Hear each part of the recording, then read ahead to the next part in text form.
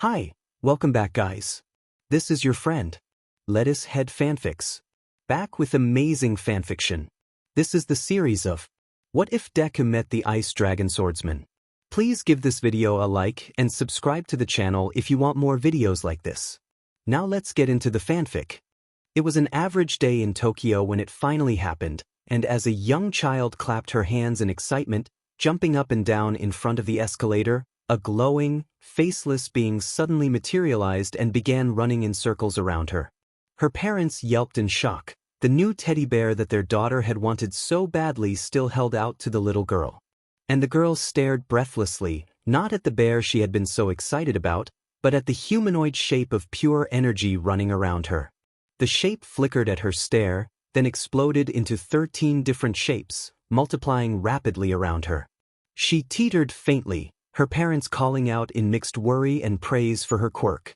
With the help of the nearby authorities, the little girl's quirk was eventually brought under control. She was given quite a lot of praise from the nearby policemen, and her parents, seeing her exhaustion, bought her a bottle of apple juice for the ride home. They stopped by the local government building first, however, where her father registered her quirk as can create humanoid helpers out of light.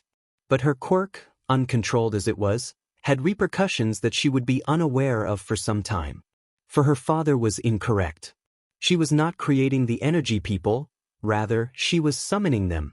And when her power had run wild for that first time, it had summoned a creature from across worlds, a creature powerful and jaded beyond the like of any hero.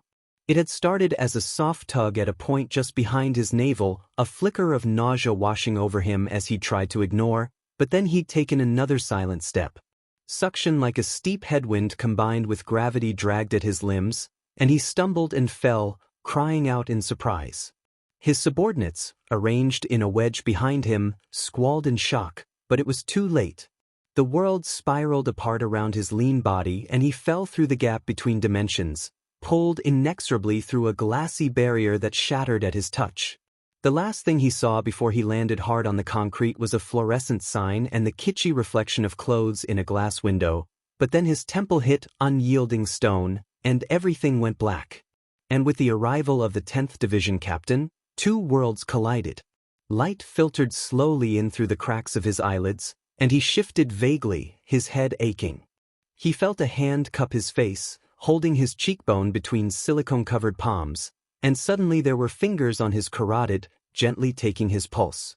He snapped to full awareness, mind whirring at breakneck pace, and with a flash of yawning emerald he was awake and looking up into the face of a concerned man wearing what had to be a Halloween costume, in March. In Tokyo. What had happened this time? He sat up, blinking the blood trickling from a gash on his forehead out of his left eye, quietly observing his surroundings. And then it hit him and he looked up at the man in the yellow and green superhero suit, stricken realization flooding his body with unnatural cold. The man was talking softly to him, the hands on his shoulders trying to push him gently onto his back, and a small crowd had gathered around just outside some unspoken perimeter. The humans could see him. "Easy now, you've got a nasty head injury," the man was saying, his voice soothing. "Could you please lay back down until the ambulance arrives? You fell from quite a height." He remembered then. The flash of gravity and light and spinning color as he'd been pulled across dimensions, away from his sixth seat in her squadron of Shinigami, their cries of, "Captain," as he vanished in front of them. A sharp breath passed his lips, everything crystallizing in his mind. He leveled a cold stare at the man touching him, then snapped his body in a single fluid motion, shaking the stranger's hands off him. He could feel Hyorinmu's sheathed blade resting securely against his broadening back, his Hei-Ori rustling about his muscled calves, but despite these familiar things he could only focus on one thing. Humans could see him, which meant sheet. He shot to his feet, the protesting cry of the superhero-like man in front of him summarily ignored, and turned towards the crowd, already breaking into a run. And then the man in the yellow and green suit reached out, his arms growing to unimaginable lengths like limp noodles. Without thinking, he recoiled, a cry of shock bursting from his mouth, and on instinct built from years of war, he pulsed his Ryatsu. The Shunpa carried him at least a mile from the shopping center, and he landed neatly in a tree in a small park, crouching on one of the branches. Finally, he took a calming breath and properly observed his surroundings. Much to his surprise, he was still in Tokyo, but the signs plastered to every wall were of men, women, and humanoid creatures dressed in elaborate costumes with advanced gadgetry designed for fighting. Hitsugaya Toshiro, in that instant, felt the air driven from his lungs. If his suspicion was correct, then in this dimension humans could possess superpowers. And he'd just run from one of them. Oh, this was brilliant. And people called him a child prodigy. He sighed, folding his head into his hands. The calluses on his palms were rough against the smooth, soft skin of his face and the sharp angle of his jaw, and the contact was grounding. He knew for certain that he'd been yanked from Soul Society into a new dimension. He'd been through the Dongai enough times to know what interdimensional space felt like, but this was definitely not the world of the living, and he needed to get back to his division. Matsumoto couldn't be left in charge indefinitely, after all.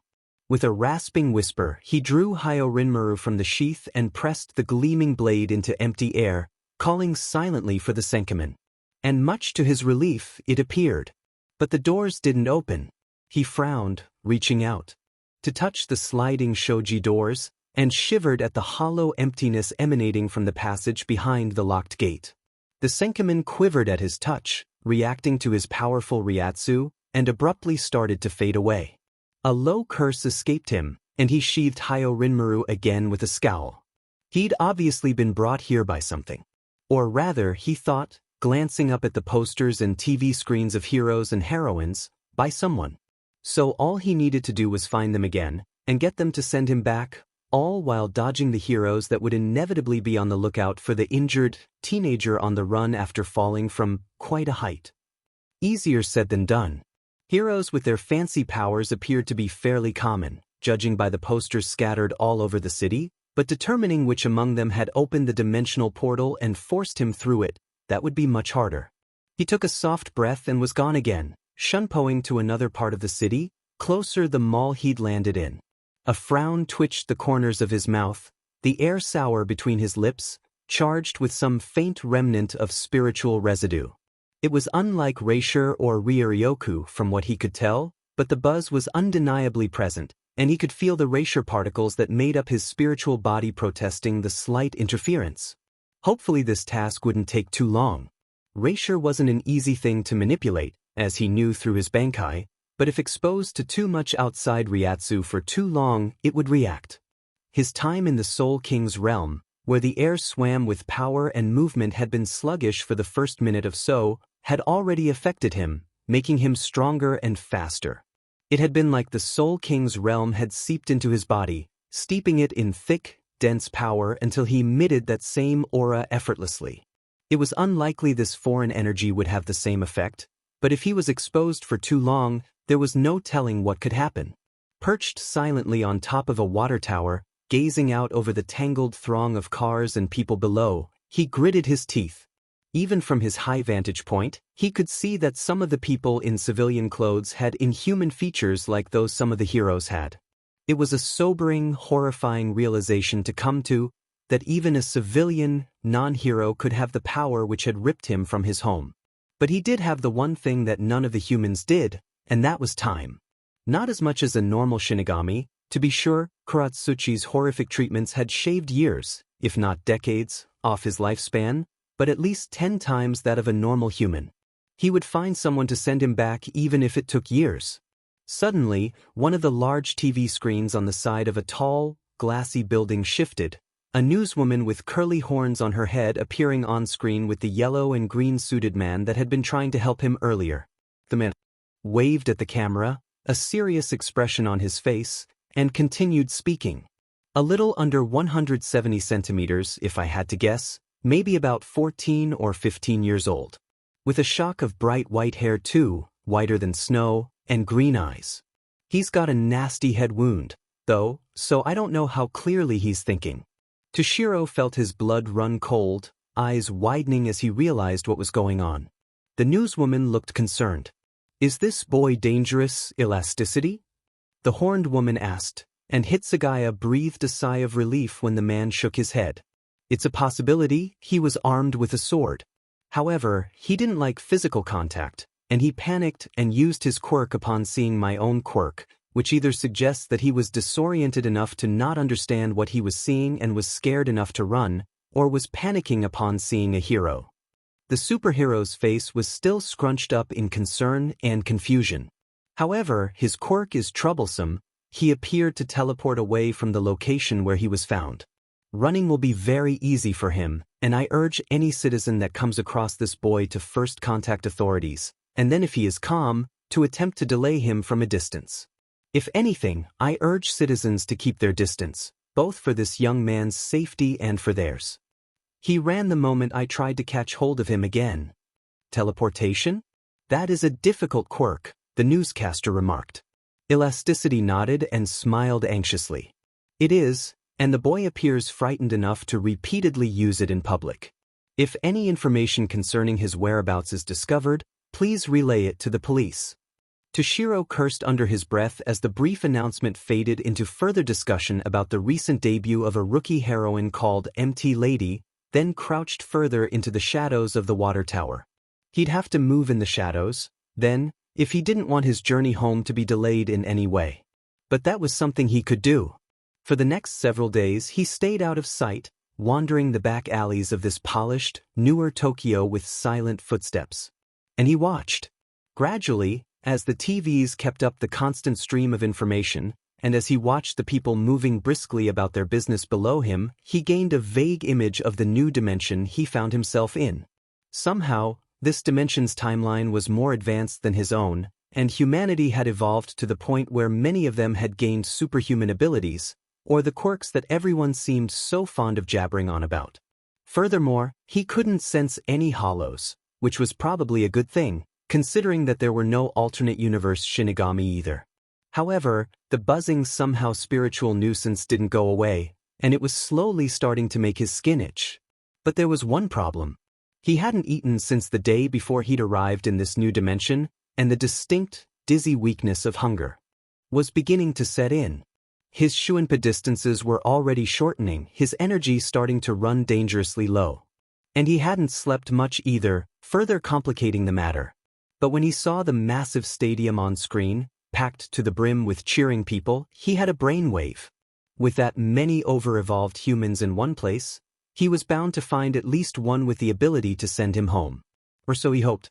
So he set off at a run, intermixing short bursts of Shuinpa into his pace to cover more ground in less time, and breathed, the dense knot of human Ryatsu on the other side of the massive city calling to his senses.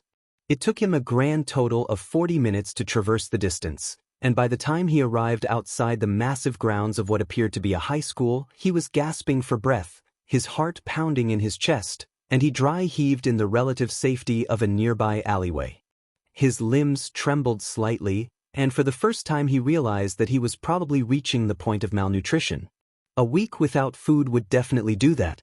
For a brief moment he compared the faint quivering to the agonizing scrape against his insides that being zombified had felt like. Then with a sharp intake of air, he blinked the thought from his mind. He could already tell that his reaction time was worryingly low compared to what it had been. Shakily, he stood up, glancing across the street at the high walls and secured stadium of where the high school Quirk tournament was taking place. The incessant screaming was clearly audible even from his sheltered spot between two concrete obelisks. With a sigh, he took a step forward, shunpoing easily over the wall, and landed in a clump of grass on the other side. Then he slipped off to find a spot from which he could more easily observe the quirks. All he had to do was find the one that could send him back. That was it. But it seemed fate would have other plans. For just as he ghosted around to the side of the stadium, preparing to scale the gigantic metal structure, a woman dressed in a bodysuit popped out of nowhere, a lanyard reading, "Security," looped around her neck. He blinked once at her, then startled, realizing even before she started moving that she was one of the heroes hunting him. Her blonde hair bounced as she closed the gap, narrowing his ground-level avenues of escape. Then she shifted to her left, allowing a man with a wooden pattern covering his face to cover his right path. But they both kept their distance. "Stay still, kiddo," the woman commanded, but her voice was low and soothing, like she was talking to an injured animal. "We don't want to hurt you or scare you, okay? Don't worry, Captain, this won't hurt a bit. Now drink up." And then there was the taste of blood, not his own, on his tongue. He jerked back at the similarity in their voices and words, then willed his erratically racing heart to slow, pressing his back against the metal framework of the massive stadium. The woman stopped when he yanked himself away, carefully raising her hands, palms up, to show that she wasn't carrying anything. On the side, the man with the wooden costume mirrored her movements. Both were trying to appear very gentle, that much he could tell, and the dried blood smeared on his face probably wasn't helping matters. "Kiddo, could you come here please?" the woman asked again, obviously trying to appear non-threatening. "You can come out, Captain." He had to fight back the surge of bile that rose up his throat, but even as she settled just a little more forward, he could feel indecision flickering at his mind. He hadn't had much success searching for the necessary quirk on his own for the past 6 days, and he was feeling faint from hunger and lack of sufficient sleep.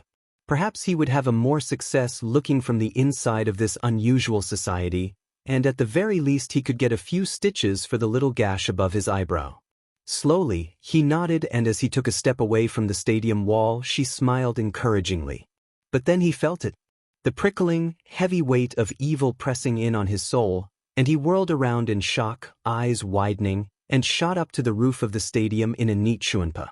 The woman's cry of protest was lost on the wind, and he watched in horror as the commentators slowly noticed the warping of space-time above the rectangular slab of concrete on which 2 teenage boys stood.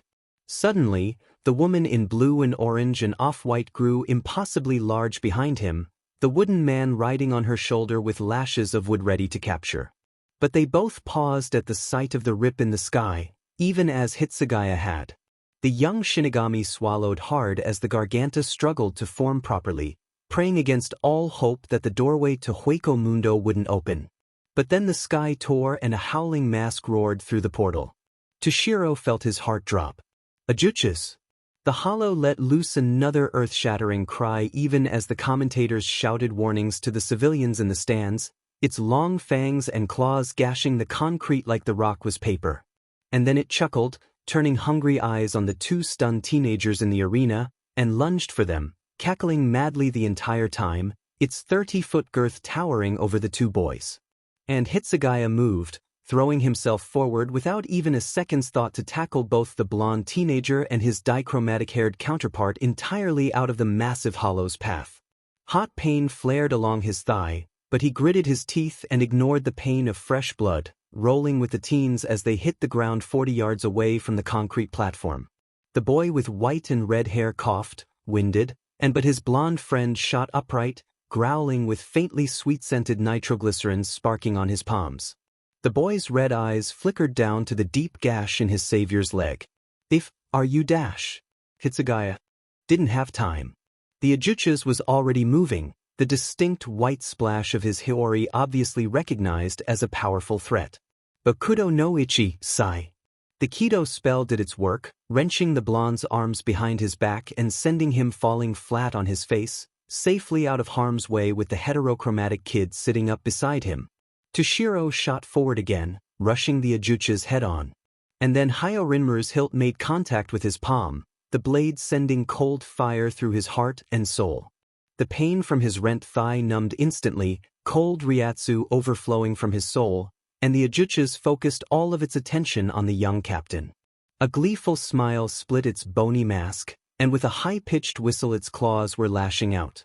Hitsugaya front-flipped effortlessly over the attempt at decapitating him, drawing his blade at the same time. The green glare of his cold gaze burned with vindictive anger. "Stupid hollow!" he muttered, and shunpoed, Hyorinmaru's silver blade flashing white and red. He landed neatly on the concrete, Waraji scuffing the cracked surface, Hyorinmaru's icy hilt held in a perfect reverse slash, then relaxed and sheathed the blade with an expert flick of his wrist. The Ajuchas stiffened behind him, and then it split straight down the center, the severed halves of its massive carcass disintegrating into erasure before it even hit the ground. Toshiro let a huge breath of air escape him, then turned back to face the pair he'd rescued. With a wordless gesture, he released the Kido spell, looking the two over carefully. They stared back, one blinking in confusion and the other in something like indignance, but were unharmed, and almost without realizing it the tension slid from his shoulders.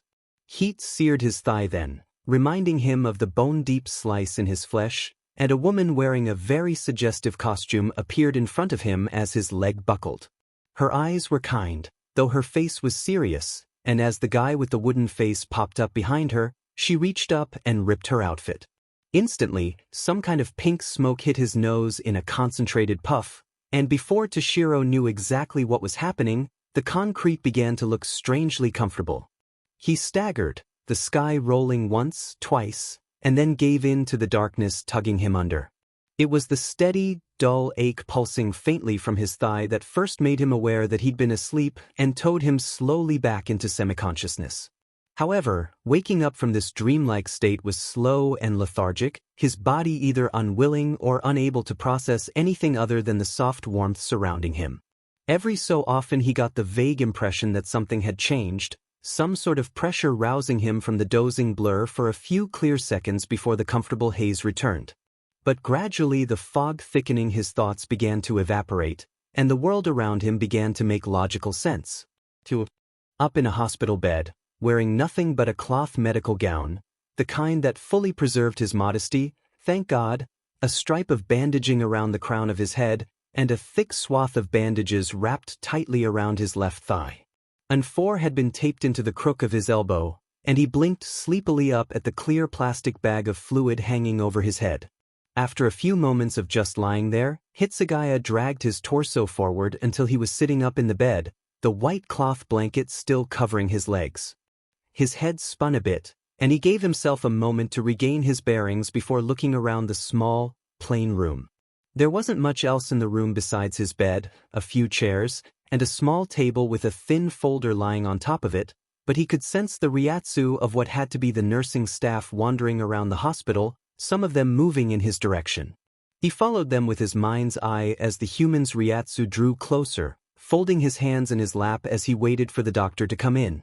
Luckily enough for him, he knew that he could use the head injury as an excuse to have spotty memories, but it wouldn't be enough to use that as his only reason for not divulging information. He'd have to play this carefully. When the door opened, he pulled his attention away from the small window, looking up at the group who had just walked into his hospital room. 2 were in pale green scrubs, and as the others took seats in the various chairs, the taller of the 2 medical professionals walked over to him. "It's good to see you awake, young man," the purple-haired woman said kindly. "Are you feeling all right? Hungry or thirsty? Any pain I should know about?" Toshiro blinked up at her in surprise, realizing for the first time that he wasn't feeling shaky or weak with hunger, though his stomach was protesting noisily. He glanced idly at the tube feeding into his arm, recognizing it as a nutrient drip. "I'm hungry, but I'm not in much pain," he replied softly. "I assume I'm on painkillers right now?" The doctor nodded once, then spoke softly into her pager before returning her full attention to him. "Food is on its way for you, young man," she explained gently. "But in the meantime, do you feel up to answering some questions these 3 have for you?" He nodded, already expecting the whole song and dance routine with the police, and flicked his gaze to them expectantly.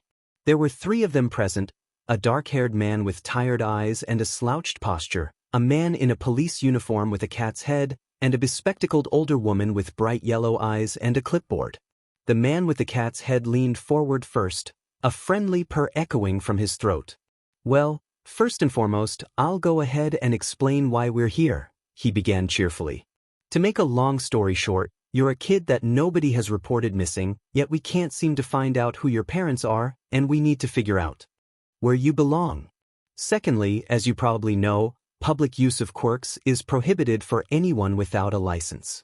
However, when the pro-hero Elasticity tried to rescue you about a week ago, you ran by using your quirk and then jumped in to save 2 kids about your age from a gigantic monster during the UA Sports Festival yesterday afternoon, again using your quirk. Obviously, we're not exactly sure why you did all of this, so we were hoping to hear your side of the story before we try to figure out what to do with you." Toshiro blinked once at the straightforward address, then shifted uncomfortably and dropped his gaze. Where do you want me to start?" he asked. The bespectacled woman smiled at him. "With your name if you would," she teased gently. This old woman likes starting off simple. The questions came quickly, but not overwhelmingly so. Hitsugaya suspected that this was in part to the presence of the two physicians standing in the corner of the room, monitoring the whole process as the trio launched questions at him, trying to build a picture of his life. And for his part he didn't contribute much. Parents were dead, name was Hitsugaya Toshiro, birthday was December 20th, doesn't know if he has any relatives and the like. But then, after it had become clear that he didn't remember a lot of the information that the police and government were asking for, the tone changed. The dark-haired man leaned forward then, his stare unblinking. "Why did you run away from elasticity?" the sleepy-looking man asked, his tone very flat. Toshiro shrugged, deciding to answer honestly. His fingers tightened, fists clenching on the blankets until his knuckles were white. "He startled me," the young Shinigami confessed. "I didn't know where I was. And then after I shook him off he tried to touch me again." The dark-haired man was quiet for a minute, scratching at the scraggly stubble on his chin. When he spoke again, his tone was noticeably gentler. "Were you afraid that he was going to hurt you?" Hitsugaya stiffened at the delicate question, suddenly realizing where the trio was going with their line of questioning. Anger clamped down on his mind, lips peeling back to expose the white bone of his teeth. "First off, that's none of your FNG business," he spat. "And second, hell no." The three people questioning him exchanged disapproving, but not surprised, glances, and Hitsugaya got the distinct feeling that he'd somehow played directly into their hands. It set him on edge, and he flicked his attention between the three civilians and the two medical professionals standing at the foot of his bed. One was carefully making small notes on a clipboard, and when he caught Hitsugaya looking at him, he smiled kindly, lowering clipboard just enough to show the foreign name embroidered on the pocket of his white coat. Lonnie Elric, MD, FES. "Easy, son, we're just trying to figure out what happened," he said, his accented voice kind but still firm, and Hitsugaya felt a little bit of tension in his shoulders relax at the earnest tone. "I can understand if you don't want to answer something, and that's okay. However, while my friend Dr. Watanabe here was stitching up your leg, she discovered that you had some very unpleasant scarring, and if someone hurt you in the past, we need to know that. Could you please tell us? You can write it down if you don't want to speak." Toshiro felt his lungs still, staring at the golden-haired man in frozen shock before tendrils of clenching panic wound around his heart, chilling it to a lump of solid ice. Scars? Which scars had they seen? The white slash Aizen gave him? Or the circular patch of pale scar tissue just above his heart, where Basbia's fire had burned him from the inside out? Or perhaps it was the long shoulder-to-hip streak that had nearly severed his spine in two, sending him to the ground only to lie there helplessly, watching as Matsumoto's still form hit the ground at his side, her blood pooling around her and staining her strawberry hair pink with, "Those who live together should die together. That's my style." The blanket was soft smooth dash, a spreading stain of crimson blooming on the white of her obi cold, that was cold, against his forehead, on the back of his neck, ice blooming in deadly splendor on Songdu's back. "Easy, easy, listen to the heartbeat thudding beneath his ear. Breathe in and out, 1 and 2. That's it. Keep going. Easy, kiddo, I've got you. Come on now, can you feel how soft the blanket is?" He blinked twice before he realized that Dr. Elric was sitting on the edge of his bed, white-clad arms cradling his trembling torso gently. Sometime in between the moment that his past had blurred his reality and now he'd curled in on himself. And then the gravity of what had just happened hit him, striking deep at his pride. Furious with himself, he jerked back, shoving the doctor away. "Leave me alone," he snapped, reaching blindly for Hyorinmer. Terror seized him when he realized the blade wasn't in the room, and he whirled around, kicking back the sheets. He needed the dragon with him now, if only to reassure himself, to prove to himself that the wise creature was still coiled protectively around his heart. And then Dr. Elric and the tall female doctor were moving, their hands on his arms and legs, holding him in place. He yelled wordlessly, on the brink of pulling his Ryatsu forth to throw them off, but then there was a needle in his shoulder and suddenly his heart rate was dropping and he could breathe again and the tight compression round his chest was easing away. Dr. Elric carefully helped him lay back against the pillows, pressing a hand to his forehead gently. The golden-haired man's hazel eyes glinted with understanding and compassion, but Hitsugaya was surprised to not see any pity there. He sighed quietly, feeling lethargic and calm, slightly detached from reality. "You sedated me," he observed after a moment, staring up at the foreign doctor, but he couldn't bring himself to feel angry or upset. Dr. Elric sighed, obvious regret in his voice. "Yes, I did. And I would apologize to you, but I don't want to lie to you about something so simple," the man said gently. "You see, I'm a psychiatric specialist from the United States, and I happen to be very experienced in helping patients suffering from trauma, including post-traumatic stress disorder. I was brought in on your case at Dr. Watanabe's request." Hitsugaya swallowed, knowing that this information would matter to him later, and nodded once. "Where's my sword?" he asked plaintively. "I need it. I've always had it." Dr. Elric raised an eyebrow, then glanced at the cat policeman with a protective sharpness in those hazel eyes. "If you would," he relayed quietly. "It cannot be held as evidence forever, and he probably needs it to feel safe." The policeman with the cat's head nodded and rose from his seat. Then he paused by the door. "Can the official record indicate that dash?" "Yes, I'm diagnosing him. Put it on your records and do whatever you have to do to indicate this being his reason for running away from elasticity via quirk usage." The psychiatrist's voice was brisk but still tempered with the kind firmness that had initially allowed Hitsugaya to relax a bit. "My only question is this. Toshiro, can you answer another question for me?"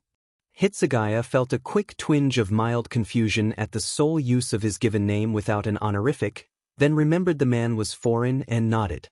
Dr. Elric smiled encouragingly. "Now, I know that somebody has hurt you before, though I do not know when, why, or how. But if you were hurt so badly before this, why did you jump in to rescue the two boys from UA High School?" Toshiro struggled to focus on the question, the sedative closing in on his mind, but he was coherent enough to answer properly. And when the question's meaning hit him, he let his face harden in fierce determination. "I was the only one who could save them," he said, his voice strong, "so I did. The minute I let my personal problems prevent me from doing my job and protecting two innocent kids is the second I stopped being Hitsugaya Toshiro." The humans fell silent for a moment, processing this, and then the dark-haired man stood up and bowed to him. "Then I must thank you," the tired-looking man said gravely.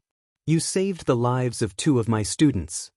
Shortly after this, the pair of doctors deemed the interview over, and after the cat policeman brought Hayo Rinmaru to his wielder, everyone was shooed from the room except Dr. Elric, who sat down in a corner of the room to keep watch while Hitsugaya had access to a blade. Toshiro, for his part, ignored the golden-haired man. He was too tired to care, the sedative doing its work well, and he eventually fell asleep curled around the long blade, hugging the hilt to his chest. The next 2 days passed in.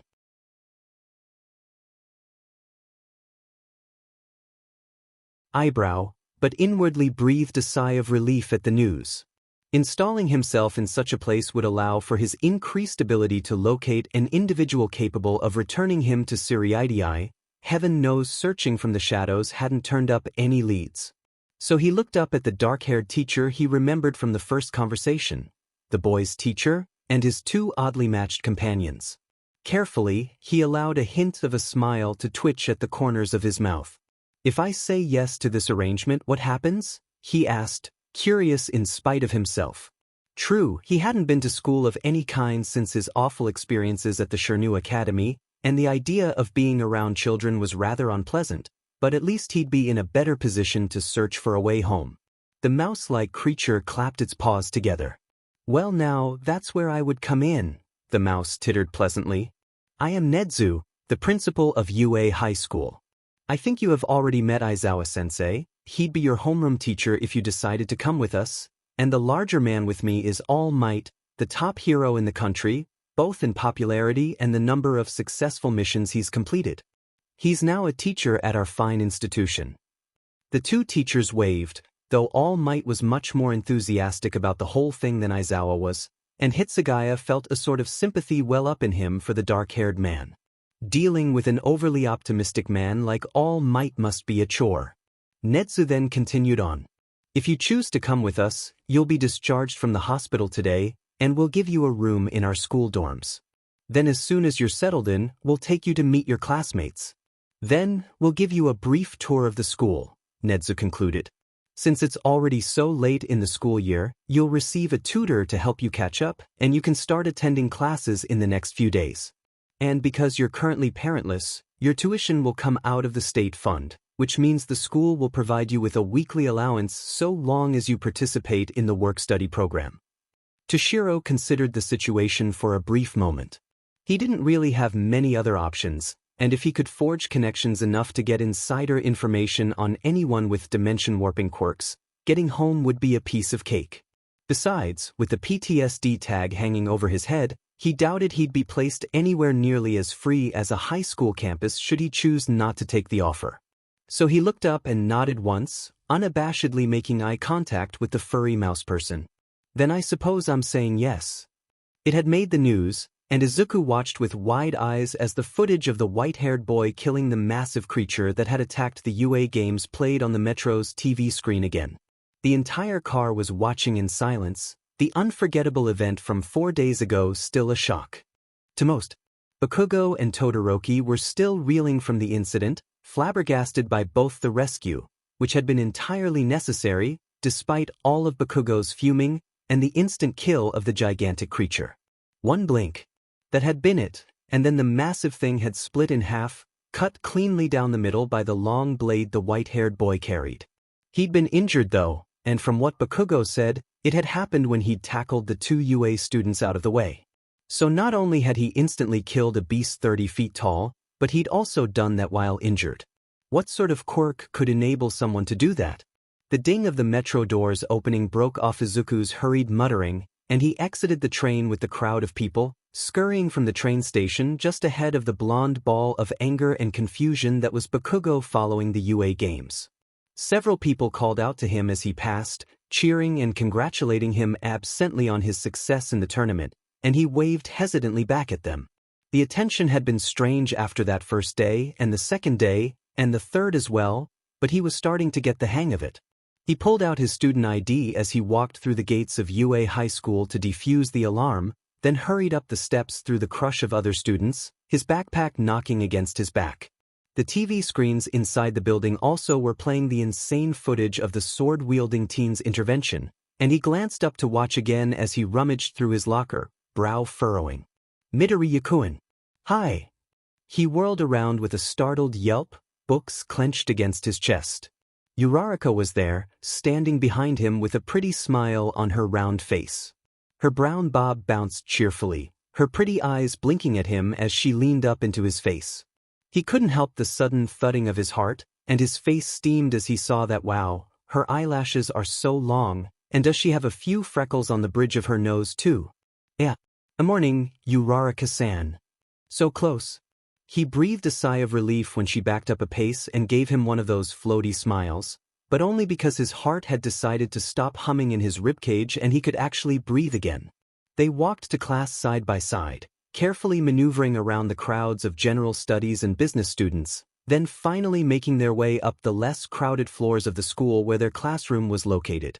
The door was open when they arrived, Ida already seated at his desk, poring over the chapter they were supposed to read the night before. Uraraka waved upon seeing the notoriously earnest teenager, bouncing over to him with a grin. Izuku followed, greeting Ishido, Todoroki, and Azui-uchihin.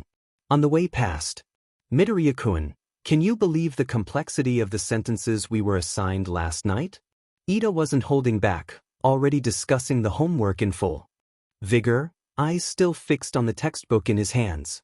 3 gerunds in sentence 6 alone, not to mention that the entire sentence was in past perfect tense.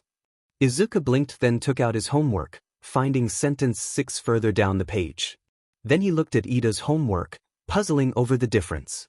I thought it was in past continuous, Ida-kun, he said after a moment. Aren't gerunds usually found with the continuous tense? Everything was quiet for a minute, and then half the class exploded with wails of, no, or, I forgot about that. Izuku went a bit pink in the face and held up his hands, frantically trying to reassure his classmates.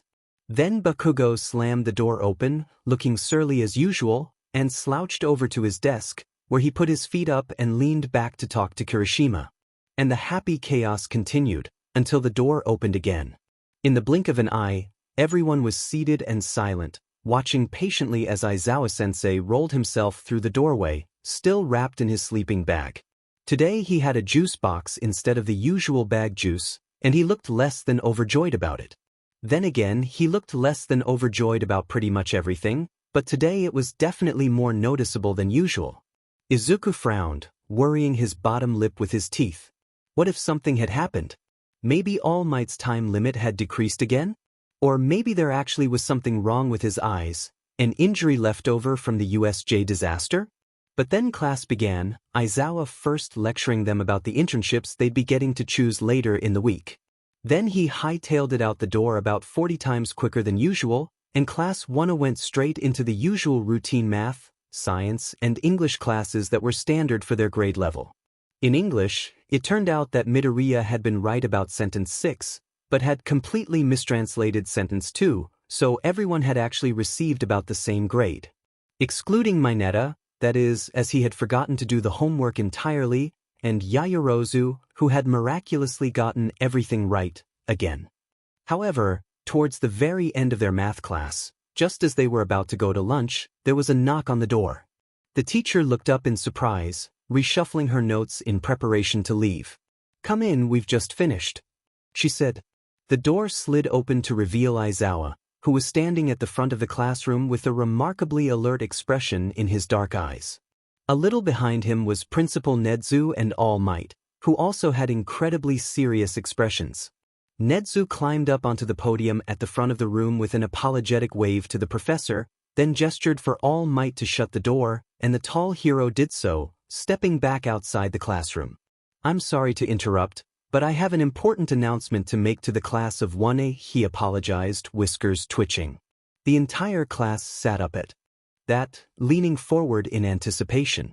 As you all are aware, there was an intervention in a potentially life-threatening situation at the UA Sports Festival by a boy supposedly on the run from the rescue hero Elasticity.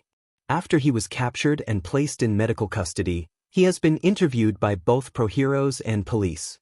We have jointly determined that he is not a threat to anyone's safety and is likely suffering from head trauma in conjunction with a difficult past, which would account for both his behavior and his lack of information about himself." Izuku could hear Bakugo's knuckles cracking the laminate of his desk at the mention of the white-haired boy. He flinched a little bit at the noise. In the back of the classroom, he knew Todoroki was also stewing, puzzling over the mysterious character that had saved his life. Netsu didn't even pause. However, his skill with his quirk and combat techniques are far beyond what any normal 15-year-old could possess, the mouse said, his voice turning stern. And beyond this, he does not appear to exist on any form of official documentation. However, since the police cannot justify keeping him behind bars, it has been decided that he will remain in a controlled environment where pro-heroes can keep an eye on him. To this end, I volunteered UA for this task. The sudden ripple of realization echoed through the class, nervous titters whispering between Kaminari and Shiro. Nedzu raised a paw, and Aizawa stepped forward, glaring drolly out from underneath his dark fringe. All Might was still noticeably outside, his voice distorted by the closed door but still faintly audible. "Obviously, as some of you have realized, this means he is going to be placed in your class," the disheveled man grunted. "As my quirk is suited for disabling others' quirks, I'm the best suited to monitor and observe him. But before any of you kids jump to conclusions, there is something that the teachers and police think that you should know about this boy." His tone was dark and grim, almost pained, and that alone was enough to make even Bakugo look mildly surprised. Izuku could feel his heart pounding in his chest, anticipation building. And then the words came out, and suddenly all that suspense was dropping into horror. "He has seen far, far too much violence for a 15-year-old, Aizawa said quietly. "And he bears scars of those encounters, large scars, both mental and physical. Do not needlessly antagonize him, and if he acts hostile for any reason, Try to placate him and report the incident. We are trying to allow him a safe environment for his mind to recuperate enough to give us clues as to his origin. Do I make myself clear? There was silence from the stunned class, and both Principal Nezu and Aizawa-sensei correctly took that lack of response as agreement. After all, it took a lot to silence Bakugo and the other rowdy members of Class 1A. So then Nezu turned to the door and clapped his paws. Cheerfully, as if the warning he'd just given to the members of Class 1A hadn't been ominous. "All might, if you would," he called, and then the door was flung open to reveal a smiling, muscled man in a golden pinstripe suit, who stood protectively beside a smaller figure. All Might held the door open for the smaller person, allowing them to slowly limp inside, hampered by a pair of crutches. The class tried to hold their breath as the shock of bright white hair and pale golden skin greeted them, wary of upsetting the teenager who had single-handedly destroyed a creature taller than a house. The boy stopped beside Aizawa at the front of the classroom, his UA uniform perfectly creased.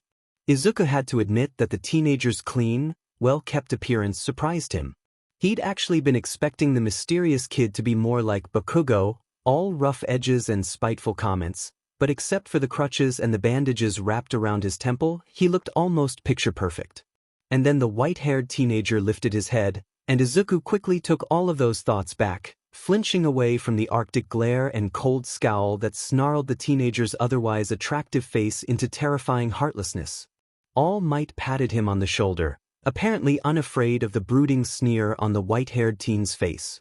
"Go ahead and introduce yourself, young man," the symbol of peace said. "Greet your new classmates with a smile." Instantly, the air felt heavy and thick, like syrup, and the white-haired boy shot a dark glare up at All Might, the impossibly cold emerald of his eyes glittering. The boy's upper lip curled in a snarl. "First, give my blade back," he spat. "You had no right to take it." Principal Nezu intervened here with a frown. "It is against school policy to allow students weapons outside of training," the mouse said placatingly. The white-haired boy rolled his eyes with a sneer. Izuku shivered. The teenager would be very handsome if he wasn't so scary. "Because your quirks can't be more destructive than a blade, obviously," he drawled sarcastically, his fists clenched so tightly on the crutches in his hands that his knuckles had gone white with strain, and the metal trembled faintly. "You have no right to keep that sword from me. You have no idea what it means to me." Izuku opened his mouth a fraction, starting to see the cause of the boy's behavior as he analyzed the other teenager's body language, but just as he was about to start speaking, Bakugo let out a loud snort of derision. "Oh, what a fucking pansy," he mocked. "Boo-hoo, you can't have your stupid sword. If it's that big a deal to you, why don't you just chain the fucking thing in its sheath or something?" Izuku shrank back into his chair as Aizawa rounded on Bakugo with a stern glare, but then Nezu followed Bakugo's red eyes to where they were glued to the white-haired teenager's shaking hands and the white medical bracelet clipped around his wrist. The mouse principal appeared to consider this for a moment, then looked at All Might and nodded silently above the new student's head. "That would be an acceptable compromise for the time being," Nezu said decisively, and almost immediately the white-haired boy's head shot up, his brow and dark scowl smoothing into surprise. Something like relief shot across the faintly golden face, some sort of deep-rooted fear loosening in his posture, and he let himself slump forward. The trembling eased a bit. "Thank you."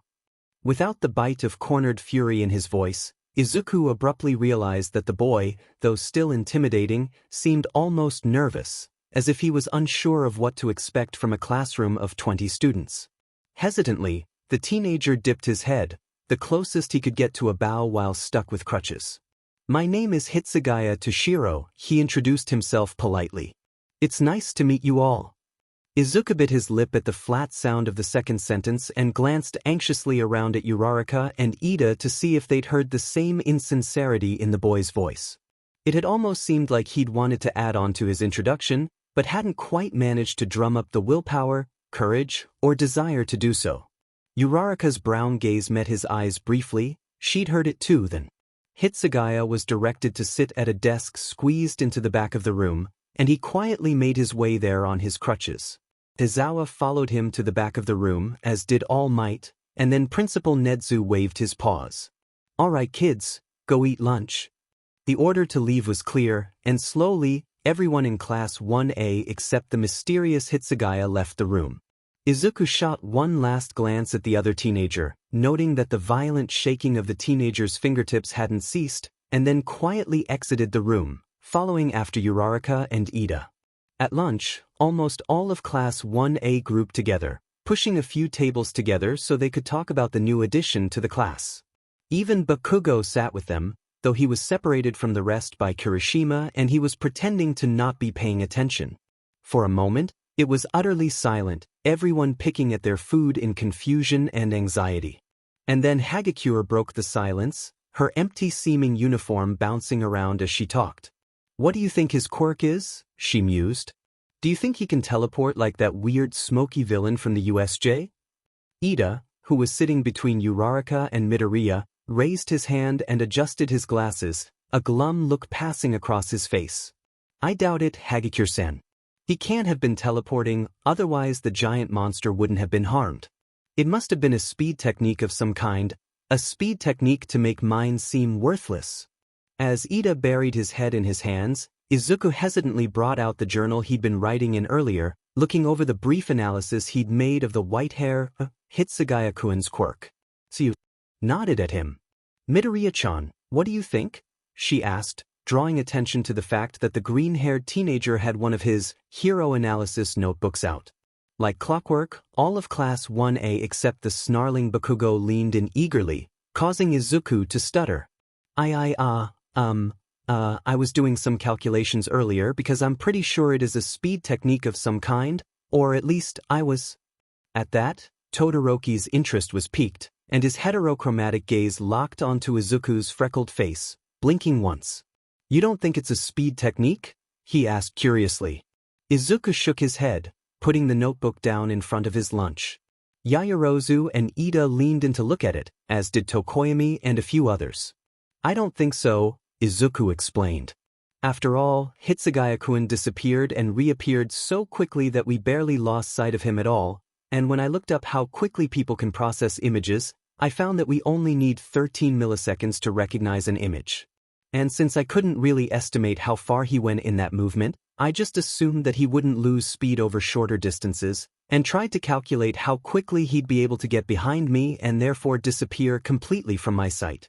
Since making a movement like that would probably require him to move 3/4 of a meter, I gave him the maximum 13 milliseconds to make that movement and calculated the speed, and it's just impossible.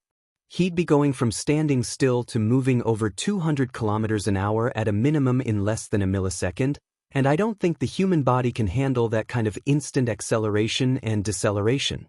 Tokoyami looked up from the string of calculations in some confusion. Everyone else at the table looked at Izuku with some trepidation, and no little awe over Hitsugaya's insane quirk. "Then what could his quirk be?" the bird-headed teenager asked. Izuku bit his lip, taking the notebook back and starting to pick at his rice again. "I don't know. Some kind of time-warping quirk? But that's not possible, otherwise he wouldn't have been injured rescuing Kaken and Todoroki-kun, but..." The rest of the table tuned Izuku out as he started muttering and theorizing, contemplating the information that the broccoli-haired student had put forth. Then Todoroki sighed, letting a puff of chilly mist escape from his mouth. "Regardless of what his quirk actually is, it's very powerful," he pointed out evenly, "and he knows how to effectively use it as well, otherwise he would not have leapt in to save Bakugo and I." At that, Bakugo exploded on his end of the table, looking surly as usual. "You fuckheads, it's not a speed quirk or any of that bullshit," he spat, shifting uncomfortably in his chair. "I don't know what the F it is, but it's not a stupid speed quirk." Even as Class 1A turned to stare at the blonde, Todoroki intervened, his heterochromatic eyes narrowing to thin slits of brown and blue. "So he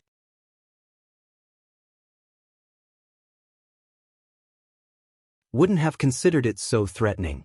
It rather gave off the same feel as a Zenpu, like All Might and the plain-looking kid with the green hair were drawing strength from other, half-separate souls. But whatever its aura was seeping into his rapier and slowly saturating it. Absently, he scratched at his wrist where the itch was worst, the silky hard texture of Hyorinmuru's scales rippling under his nails. And then he froze and slowly lowered his gaze to his wrist. A soft breath escaped him, wonder and concern mixed into the same solitary gasp.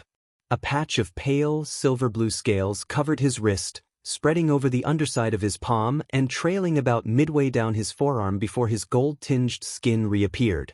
Gingerly, he prodded the scaled surface and was shocked to find that it felt hard, like diamond or steel, and that it also flexed slightly under his touch. But he could also feel the softness of his fingertip and the scritchy talc of his fingernail with the scaled-over patch on his forearm. What was going on? Carefully, he relaxed, and felt some sort of shiver travel through his skin. Almost instantly, the scales seemed to fold inward on themselves, revealing his skin seamlessly. In less than a second, he couldn't see even the faintest sign of scales. And then it hit him. Was this the result of the odd reiatsu emitted by All Might and the green-haired boy? And if so, what exactly was happening to him? Obviously his rapier was reacting somehow. Curious, he tried to reach for that feeling again, to flex whatever muscle had pulled scales to the surface of his skin.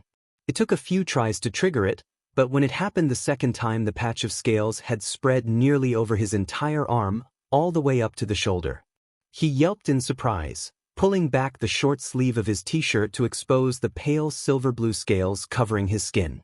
Gingerly, he tapped the scales again, surprised by the tough layer of protection that they formed despite being soft and silky to the touch. Then, as a final test, he relaxed again, watching in awe as the scales vanished. While it looked like the strange spiritual energy emitting from All Might and the plain boy had already started to affect him, he was at least confident that the side effects thus far were controllable. Then he shook himself and stood up, slinging Hyorinmuru's sheathed length over his back with the length of soft, dark teal leather that the school had attached the sheath to. The dragon's blade settled comfortably between his shoulder blades, the ice drake's voice a pleasant hum in the back of his mind. The dragon had been quiet lately, observing the strangeness of the new dimension and watching his master's actions keenly. "You're troubled, little one." Hitsugaya paused for a moment, then huffed irritably and started up the stairs to his dorm room, limping along on the crutches he'd been commanded to use by the kissy old lady. A smile twitched at the corners of his mouth despite himself. "You're still calling me little one even though I'm tall enough to wear you on my hip now?" Hyorinmuru laughed at him, the only creature who ever could and get away with it without being frozen solid. "Don't fool yourself, you know full well my sheath would still be hitting your ankles. I'm not a blade made to be worn at your hip, even at your adult height I am too long," the Zanpakuta spirit teased gently. Then the dragon sobered, becoming gentle. "I speak of the bracelet on your wrist. You are troubled by what it says." Toshiro tensed, a hand on his doorknob. Slowly, his fingers started to tighten, knuckles turning white. Hyorinmuru's knowledge was the one thing he knew he'd never be able to escape, and though the dragon would not do more than nudge him in the right direction, he would not be steered wrong. The young captain swallowed. "Yes, I am," he replied, easing the door open carefully and flopping down on his stomach on the bed.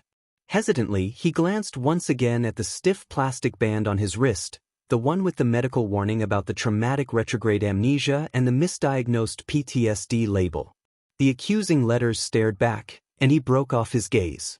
"I don't believe it." "Little one." Hyorinmuru's disapproval was a punch to the gut. Toshiro closed his eyes tightly, trying to shut out the dragon's displeasure futilely. "It's been 20 years, Hyorinmuru. I think I'm over it by now. You have shut yourself down for all of that time, and Hinamori's avoidance of you did not help," the Zanpakuta rebuked gently. "You have always been remarkably accomplished at avoiding things you fear, and the horrors the wars inflicted upon you are easy to cope with when you do not think about them."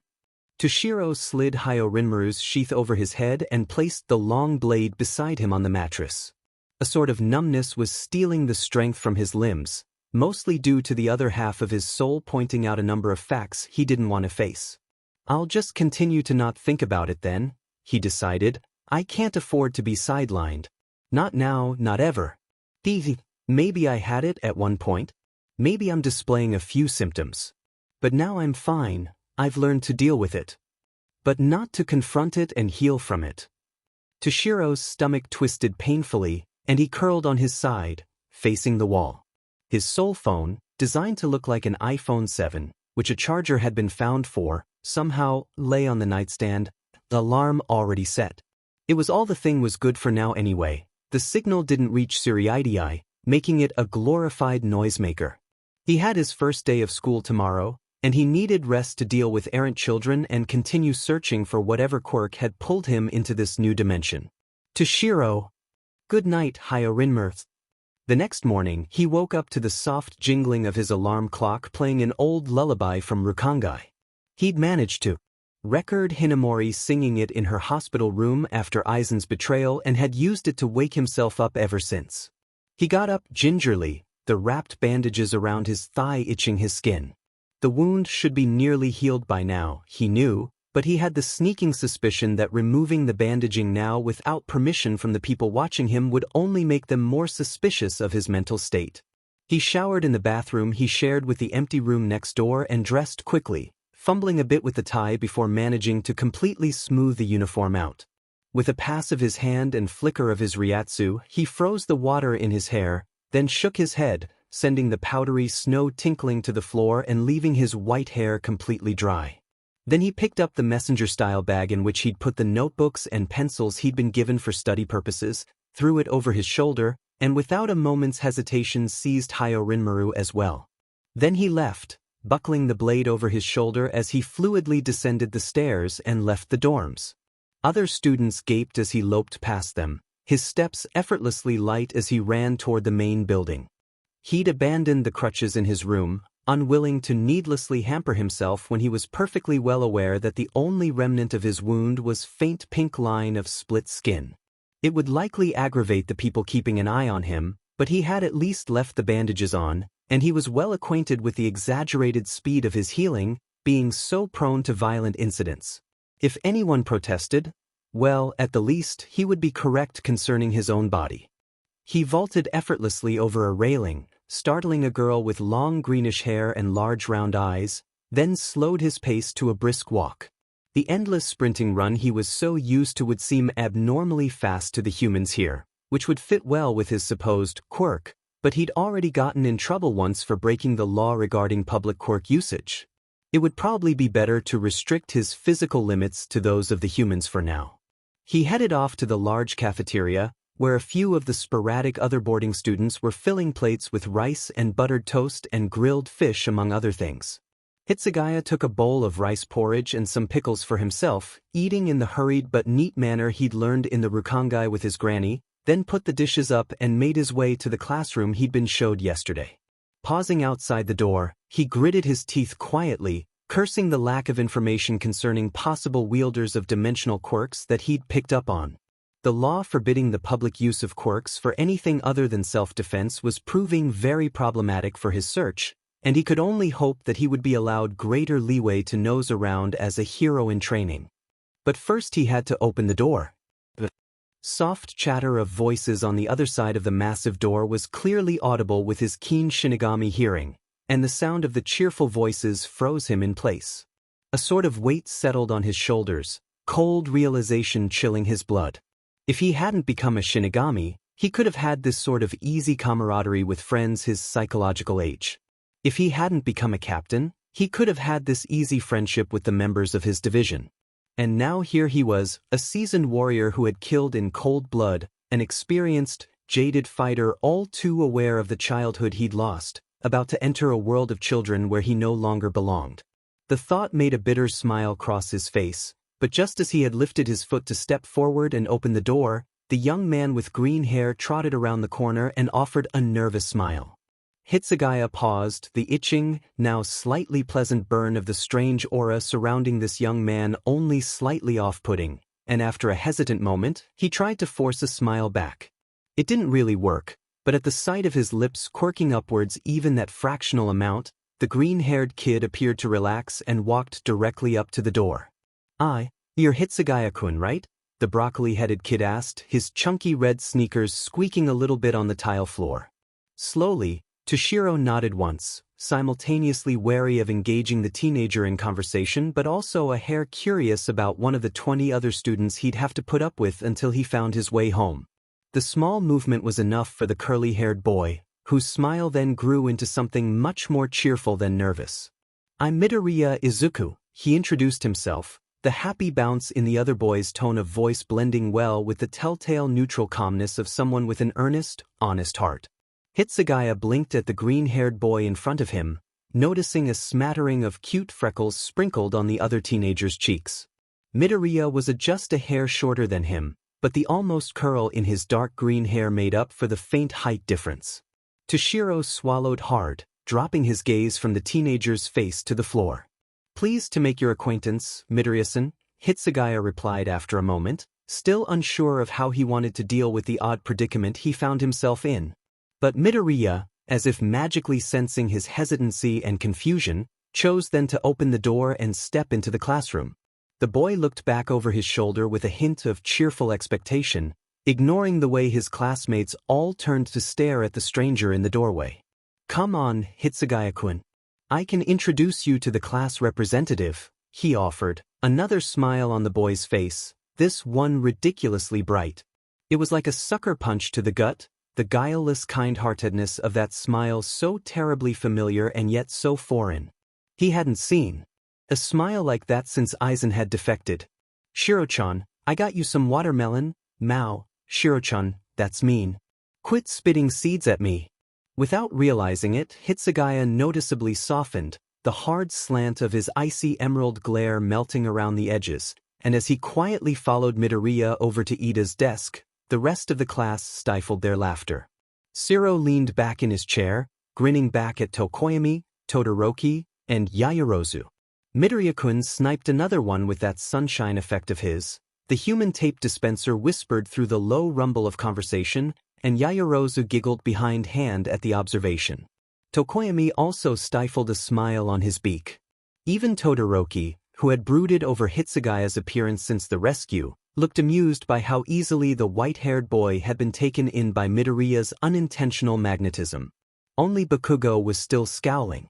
Tokoyami shook his head, feathers rustling, a sort of resignation on his face. "I suppose it's good to know that, whoever he is, he's not immune to Midoriya's sunshine," the bird-like teenager said with a sigh. Then the door opened again, revealing a sleeping bag-clad Aizawa, and within a single heartbeat everyone in the class had taken their seats. The dark-haired man rolled into the room, only standing up and unzipping the sleeping bag when he was behind the teacher's podium. The man rubbed at his eyes sleepily. And then he stared, eyes locking onto the newest student in the class. "Hitsugaya, where are your crutches?" he asked, his voice quite toneless.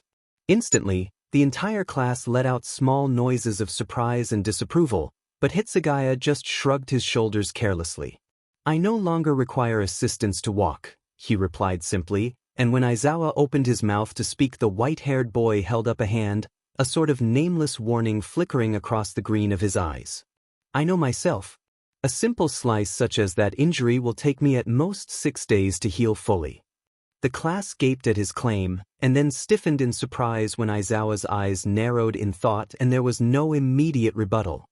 "Am I to assume you know this dash from prior experience?" "Yes."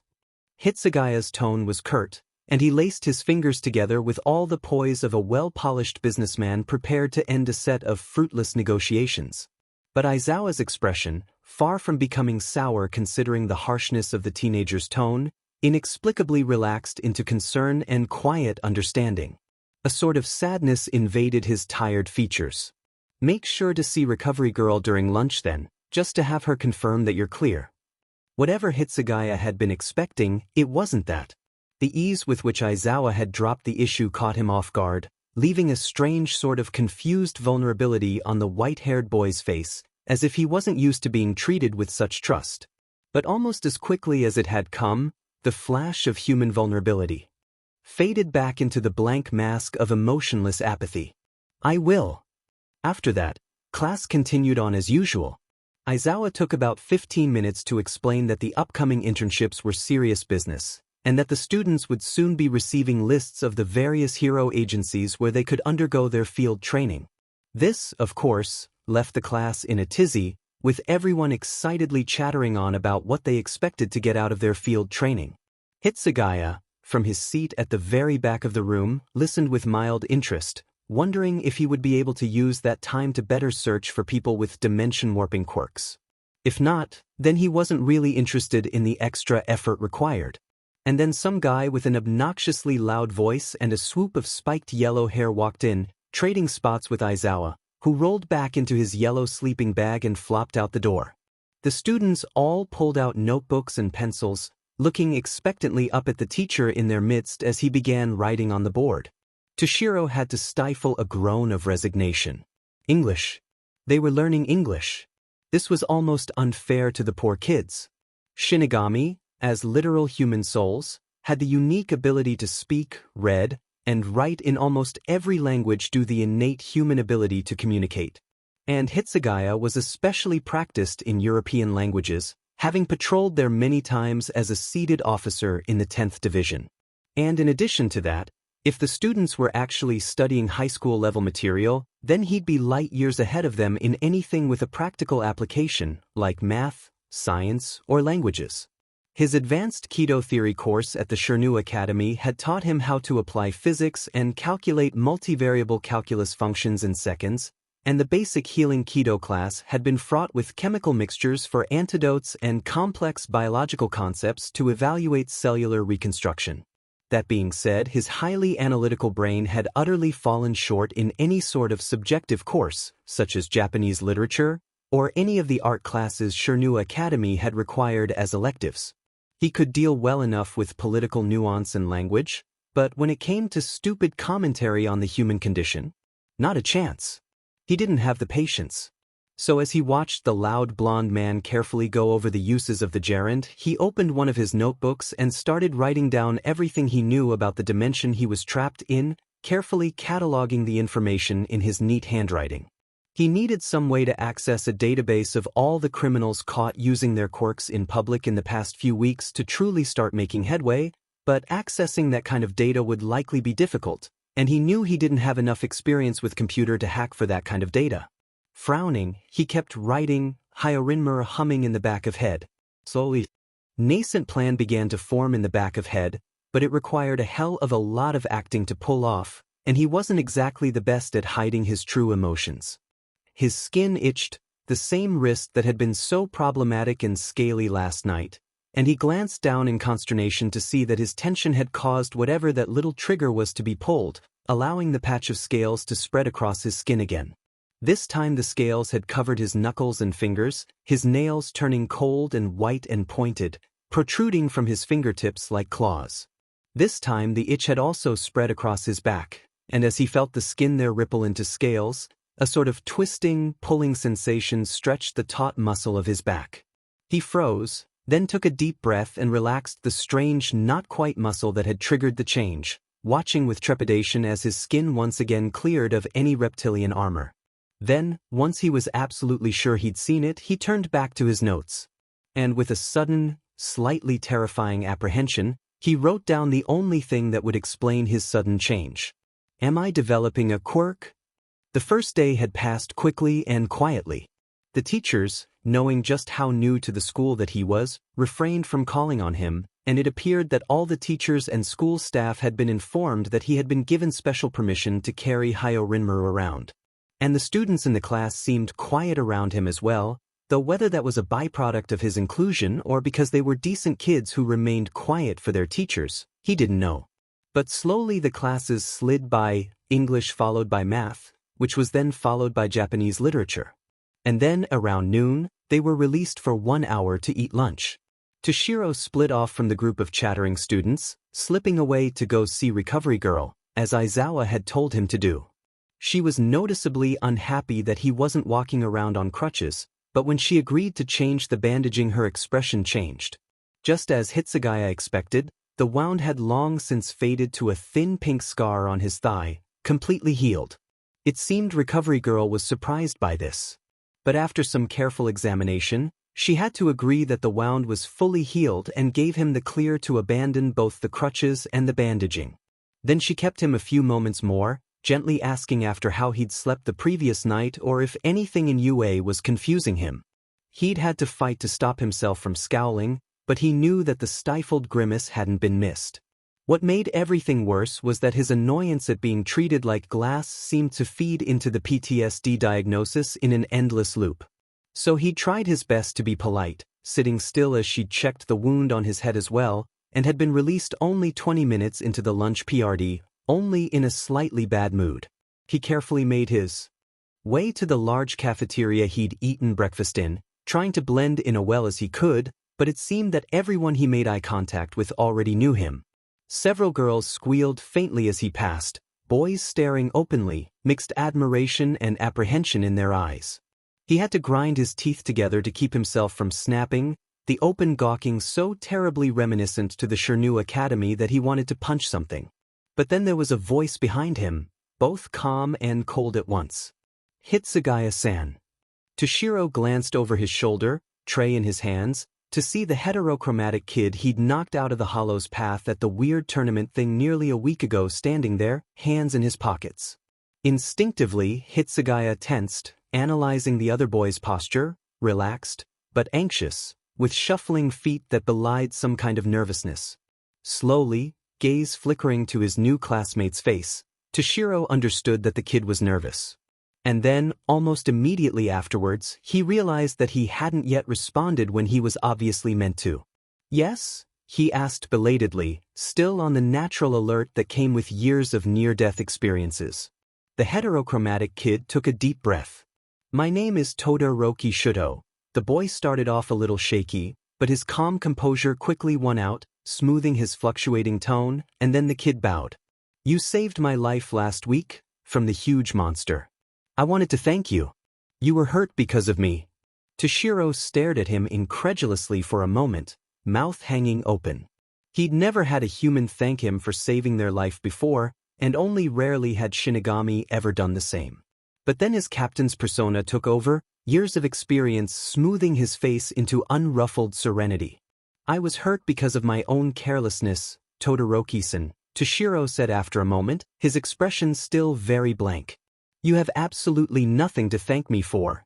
Todoroki straightened back up, looking a bit confused by the reply, and Toshiro fought down the sudden pang of guilt at the realization that it was his presence allowing the Hollows to claw their way through the barrier. You didn't have to jump in and put yourself at risk, though, the boy pointed out, nonplussed, and Hitsugaya smiled a wan, tired smile. Yes, I did, he countered. I was the only one who could. If I had not intervened and you had died, then it would have been my fault, because I had the capacity to save you and chose to ignore it. That seemed to catch Todoroki's attention, and the boy shifted, blinking his blue and brown eyes with a hint of consternation. But Toshiro had to give the kid credit. His gaze didn't waver in the slightest. What are you trying to say, Hitsugaya-san? The teenager asked, his tone a little bit strained. Toshiro shrugged carelessly, resigned. If you are born with power and do not use it to assist others, you are the worst kind of person, he said calmly, drawing. Startled looks from several students around him, Todoroki included. Because if you have the power to help and you do not, then you have voluntarily chosen to ignore the suffering and need of another person. You have been selfish enough to ignore the need of another for your own reasons. One who is powerless does not have this choice. They cannot help no matter how much they wish to. But if I, who had every capability of saving your life, had chosen not to do so, then I would be every bit as despicable as the creature which attacked you. Todoroki stared, clearly taken aback, then swallowed hard. There have to be exceptions, though, he argued, the slightest hint of defensive panic crossing his scarred face. You can't place that kind of burden on the shoulders of, say, a little kid, even if they have some miracle quirk. Hitsugaya turned away, a mirthless, cold smile on his face. The naivety of humans, especially human children, always surprised him. He'd been forced to wield a blade at the tender age of 75 years old, about 7 years old, physically speaking. His first time seeing a man die had been his best friend when his first time seeing another man ripped in half had been not even 6 months later, on a patrol as a 16th seat. And his first kill of another Shinigami had been 20 years ago, when a demented Quincy had taken everything he was and twisted him into a doll, a puppet meant for murder alone. He both hated and envied it, that sweet innocence he'd once had. Power is power, he said, anger starting to bubble in his voice. It doesn't matter how old you are. It doesn't matter who you are. It doesn't even matter what kind of power you have. If you can help and you choose not to, you bring evil on others through your inaction. He could feel Todoroki's faint, human Ryatsu start to churn in disbelief and confusion, the roiling sensation grating furiously against his patience. The heterochromatic teenager took a step forward. So you think that some little 7-year-old has the obligation to save others if dash. Hitsugaya whirled around, something in the other boy's calm but quizzical voice setting him off like nothing else could. Look, I don't know what kind of golden dream world you live in, but I didn't grow up in such a precious, sheltered environment, Toshiro snarled, cold fire flashing in his eyes.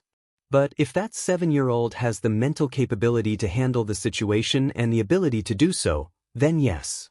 If that little 7-year-old has the ability and maturity to pick up a sword and fight, then yes, he has the duty to fight to protect others who can't protect themselves.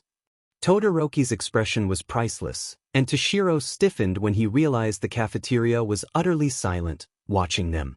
Belatedly, he realized that his hands were trembling violently and that the plastic medical cuff around his wrist was blinking with some sort of yellow light. He took a deep, shuddering breath, trying to slow his heart and quell the adrenaline racing through his blood. And then, without warning, he heard Todoroki speak again. I didn't mean to upset you, Hitsugaya-san, the teenager said, his voice still calm, but now carrying a hint of concern that was remarkably empathetic. I was just trying to figure out where you were coming from. Instantly, the built-up anger festering in his heart seemed to lose direction, and he bit his lip. This sort of aimless rage had become commonplace for him after the Quincy War, but he didn't know how to deal with it in a world where going bankai for no reason would be both illegal and utterly terrifying for anyone watching.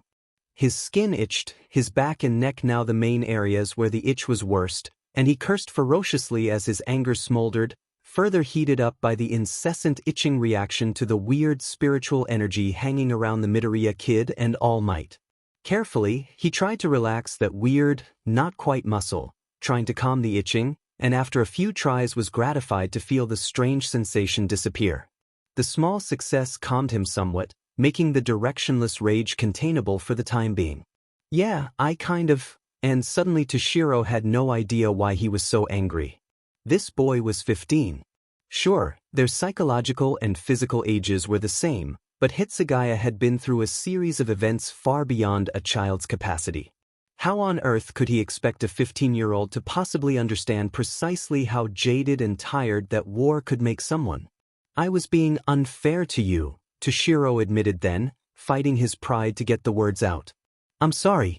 My point was that you don't have to thank me, I just did what I had to do. Throughout the entire apology, Todoroki remained quiet, his mismatched gaze fixed firmly on Hitsugaya's face. Only when the young Shinigami was finished did he smile faintly, a kind of understanding evident in the smoothness of his features. He half turned away, then looked back as if waiting. I think I understand, the teenager said. Are you coming? Class 1A is all sitting together so you can meet us all at once. Toshiro blinked in surprise, then followed Todoroki's body language until he saw the giant nest of tables in one corner of the cafeteria. Without warning, he felt a little choked up, and as the green-haired kid, Midoriya, looked over his shoulder and smiled that bright, Hinamori-esque smile of his, Toshiro almost had to SCK in a sharp breath to prevent himself from reacting. After a long pause, during which Todoroki waited patiently, he nodded and followed the heterochromatic kid over to the table, where expectant smiles and slight nervous apprehension surrounded him on all sides. I can sit here, Hitsugaya-kun, Midoriya chimed, that pure smile of his trembling with slight nerves, and as Todoroki slid into his place beside a tall girl with a dark ponytail, Hitsugaya carefully put his tray down, trying his best to ignore the strange twisting of his stomach and the innocent eyes all staring curiously at him. Thank you, Midoriya-san. Izuku had to stop himself from flinching as Hitsugaya sat down, the long sword strapped to his back only making him more intimidating than he had been yesterday. They'd all watched as Hitsugaya had recoiled when Todoroki had gone over to thank him, the anger and defensive fury so evident on his angular features. But then he'd seemed to pause, the anger dissipating into quiet resignation and apology, and confusion had etched itself into the lines defining his knitted brow and slightly hollow cheeks. For a moment there was silence as Hitsugaya began to eat, the class respectfully allowing him some time to finish his lunch before they started peppering him with names and questions. The lunch meeting had been Ida's idea, and since Arrancar and Kaminari and most of the rest of the class had quickly jumped on board, even Bakugo had gone along with it again. Midoriya had the sneaking suspicion that Bakugo's presence was mostly Kirishima's responsibility, but he had shown up, and that was all Ida really cared about. Once Hitsugaya was done with his meal, how in the hell did he put all that food away so quickly? Ida leaned forward from where he was sitting across the table, glasses glinting. Hitsugaya-san, I know you've already met Todoroki-san, Midoriya-kun and I, so the rest of the class is going to go around the table and introduce themselves, the earnest teenager said emphatically. Hitsugaya noticeably stared at him, nonplussed by the strange behavior, but nodded once. Ida forced his lips into a broad smile that seemed unnatural on his face and tapped Tokoyami on his shoulder. The bird-like teenager quickly introduced himself, also relaying his quirk, and as the rest of the teenagers currently sitting at the table followed suit, Izuku felt Hitsugaya tense again. He looked over to see the white-haired boy sitting rigidly in his seat, gaze focused on each person as they spoke with laser-like intensity, a million thoughts whirring behind those jewel-like eyes.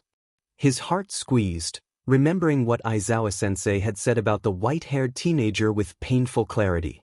He has seen far, far too much violence for a 15-year-old, and he bears scars of those encounters, large scars, both mental and physical. The warning had been very clear. Hitsugaya had been through hell somehow.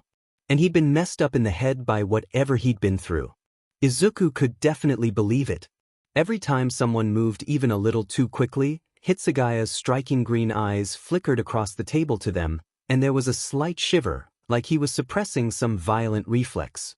But he was controlling it well, so hyper-aware of his surroundings that it almost seemed the inadvertent twitching was both instinctively triggered and repressed in the same breath. Izuku glanced down as his turn approached, again noticing the plastic white cuff on Hitsugaya's gold-colored wrist. There were characters on its surface, carefully block-printed to make them easy to read, and Izuku just barely managed to decipher them from the sideways angle before Ojiro finished his introduction. Then he glanced up to meet Hitsugaya's gaze. "Ah, you know my name already," he said sheepishly. "But my quirk is a strength-enhancing type. I can't really demonstrate it or use it seriously though because there's too much rebound." Hitsugaya didn't speak, but his lips thinned as he pressed them together. Not breaking eye contact, the brilliant cold emerald of his irises sparkling with inhuman light, Hitsugaya very deliberately moved his hand, making it impossible to read the characters. Then the white-haired teenager nodded once and turned his attention on Uraraka, who introduced herself with a cheery grin. After the whole table had gone around, it was Bakugo's turn, and Kirishima nudged the blonde boy carefully. "Bakugo, you're up," he whispered. The explosive teenager scowled, red eyes flashing, and positively glared at the newcomer with quivering annoyance and anger etched into his face. "Fine. Listen here, fuckhead," he snapped, and Hitsugaya blinked and recoiled a bit at the typical Bakugo-style address. "I'm Bakugo Katsuki. My quirk is Dash. Creating explosions using a nitroglycerin compound, if I'm not mistaken." Bakugo stopped short at the smooth sound of Hitsugaya's calm voice finishing his statement. The white-haired boy was remarkably blank-faced, still sitting utterly still in the chair as if the slightest movement would send him running or trigger some vicious reaction. The rest of the class looked at Hitsugaya in slight awe. Bakugo looked almost livid, but Hitsugaya didn't even seem fazed. "Nitroglycerin has a distinctly sweet scent," Hitsugaya continued, and Izuku pet his head to the side as the boy's medical bracelet came into view again, the golden knuckles whitening on the tabletop as he gripped the edge of the plastic table. The teenager's blank expression turned serious. "You might want to hide that scent if you're planning to use it in combat." Bakugo stared at the white-haired teenager with incredulity, then nodded imperceptibly, his eyes narrowing to thin slits as his sneer only grew. "What are you, some kind of shitty wannabe tactician?" Bakugo mocked with a sneering laugh. I didn't ask for your FING help, you pathetic shithead. Go whine somewhere else about how much of a sorry piece of shit you are and how having a miserable life and killing one big monster somehow makes you qualified to give decent advice. The table was dead silent, and then Ida shot out of his seat along with most of the rest of Class 1A, yelling at Bakugo in paroxysms of rage. The blonde boy started yelling back, a vein popping out in his neck. Izuku ducked his head as Bakugo threw an empty plate, turning to give Hitsugaya an apologetic smile. But then a thin layer of frost covered the table, the temperature of the cafeteria dropping rapidly, and the air suddenly felt like syrup again. Everyone turned to Todoroki at the sudden cold, staring incredulously, but he held up his hands, also shivering. It's not me, he said, teeth chattering, wheezing just a little bit. Even Bakugo looked confused by the frigid wave that had turned everything in the cafeteria to soundless winter. And then, slowly, Hitsugaya stood up. Something about his white hair, gold-tinted skin, and emerald eyes seemed unbearably cold in that moment, a heartless mix of cruelty and anger yawning in the icy stare. Izuku stood up too, seeing that Hitsugaya's frozen glare was trained on Bakugo, but the simple movement was difficult for some reason, gravity struggling to topple him. Hitsugaya-kun, he said nervously, trying to distract the other boy, but Hitsugaya barely acknowledged his voice. The uniform pressed crisply on the new student's shoulders seemed to be glowing faintly, like some strange, ghostly light was shining underneath the fabric. But Bakugo appeared almost completely unfazed, if a little thrown by the sudden cold and the extra pressure on his body. And Izuku could tell that it was making Hitsugaya set off. Tell me this, Bakugo-san. Hitsugaya's voice was carefully controlled, resulting in a blank, utterly neutral tone that fluctuated just enough to betray the effort it was taking to keep himself icy calm. Would you be alive if not for my help during the attack on your match with Todoroki-san? Bakugo's eyebrows twitched, and he slouched back into his chair, condescension in his red eyes. Yeah, I would be alive. You think I need your sheet help? You got your FNG leg sliced open. Hitsugaya's nose twitched, a sneer of his own crossing his attractive face. It wasn't a nice expression, and unlike Bakugo's typical scorn, this smirk was malicious and cruel, a sort of pleasure in the twist of his lips. That was barely a scratch. I've had much worse, he said dispassionately, and Izuku felt his heart swell with compassion despite how utterly terrifying Hitsugaya's dark fury was. My point stands. You know nothing about what those creatures are, or how to defeat them. And yet somehow you believe you wouldn't have been eaten alive by that monster. Arrogance. Bakugo's mouth opened a little bit, confusion passing over his face, and Kirishima stepped in with a nervous look at his explosive friend. Eaten alive? He asked, a little bit of fear in his voice, and Hitsugaya smiled unpleasantly before closing his face off. Rather nasty way to die, being bitten in half. The white-haired boy's voice was quickly becoming detached, almost clinical, and the frigid anger was disappearing behind an emotionless mask. Slowly, the chill and cloying pressure in the air faded away. Izuku stiffened, glancing back down at the medical bracelet that was clasped around Hitsugaya's wrist, then looked back up, horror on his face as the realization hit. Hitsugaya-kun, you've seen it happen, haven't you? He couldn't stop the words from shivering as they left his lips, but it seemed to shock the other teen out of his mental retreat. Hitsugaya looked surprised by his commentary, like he hadn't been expecting someone to make that leap in logic. Class 1A stared, even Bakugo, who was already turning a little bit paler at the thought of watching people being eaten alive. And then Hitsugaya's emerald glare melted into something horribly vulnerable, dropping to the floor. I've let it happen, he murmured after a moment. Because of my own weakness. Because I wasn't fast enough, wasn't strong enough, because I wasn't enough. He took a slow, rattling breath. Never again, he said, and finally lifted his head to look at the gaping Bakugo again. I have the knowledge on how to kill those things. And I have the experience to actually do it. So yes, killing one big monster makes me qualified to give advice. Because I am never going to let any innocent people get hurt because of my weakness again. Izuku had never, in all his life, seen Bakugo silence the way he was at that moment, and frankly, he understood why. Sure. Class 1A had been attacked by villains during the whole USJ fiasco, but nobody had died. Izuku had been beaten into unconsciousness, and 13 had been shredded by his own powers, and All Might had collapsed from exhaustion, but the students had been somewhat removed from the battle with villains of actual substance. And Izuku, 13 and All Might were still up and walking around, still dealing with students and assigning homework. It had been a terrifying experience, yes. But it hadn't been watching a 30-foot-tall monster bite a man in half, or fighting for their lives while trying to keep innocent people from being eaten alive. It hadn't been receiving injuries somehow worse than almost having a leg sliced off and still being non-fatal. And the horrors of those experiences were so plain on Hitsugaya's face, the conflicting anger and despair and guilt warring on the golden backdrop of his cheeks and forehead.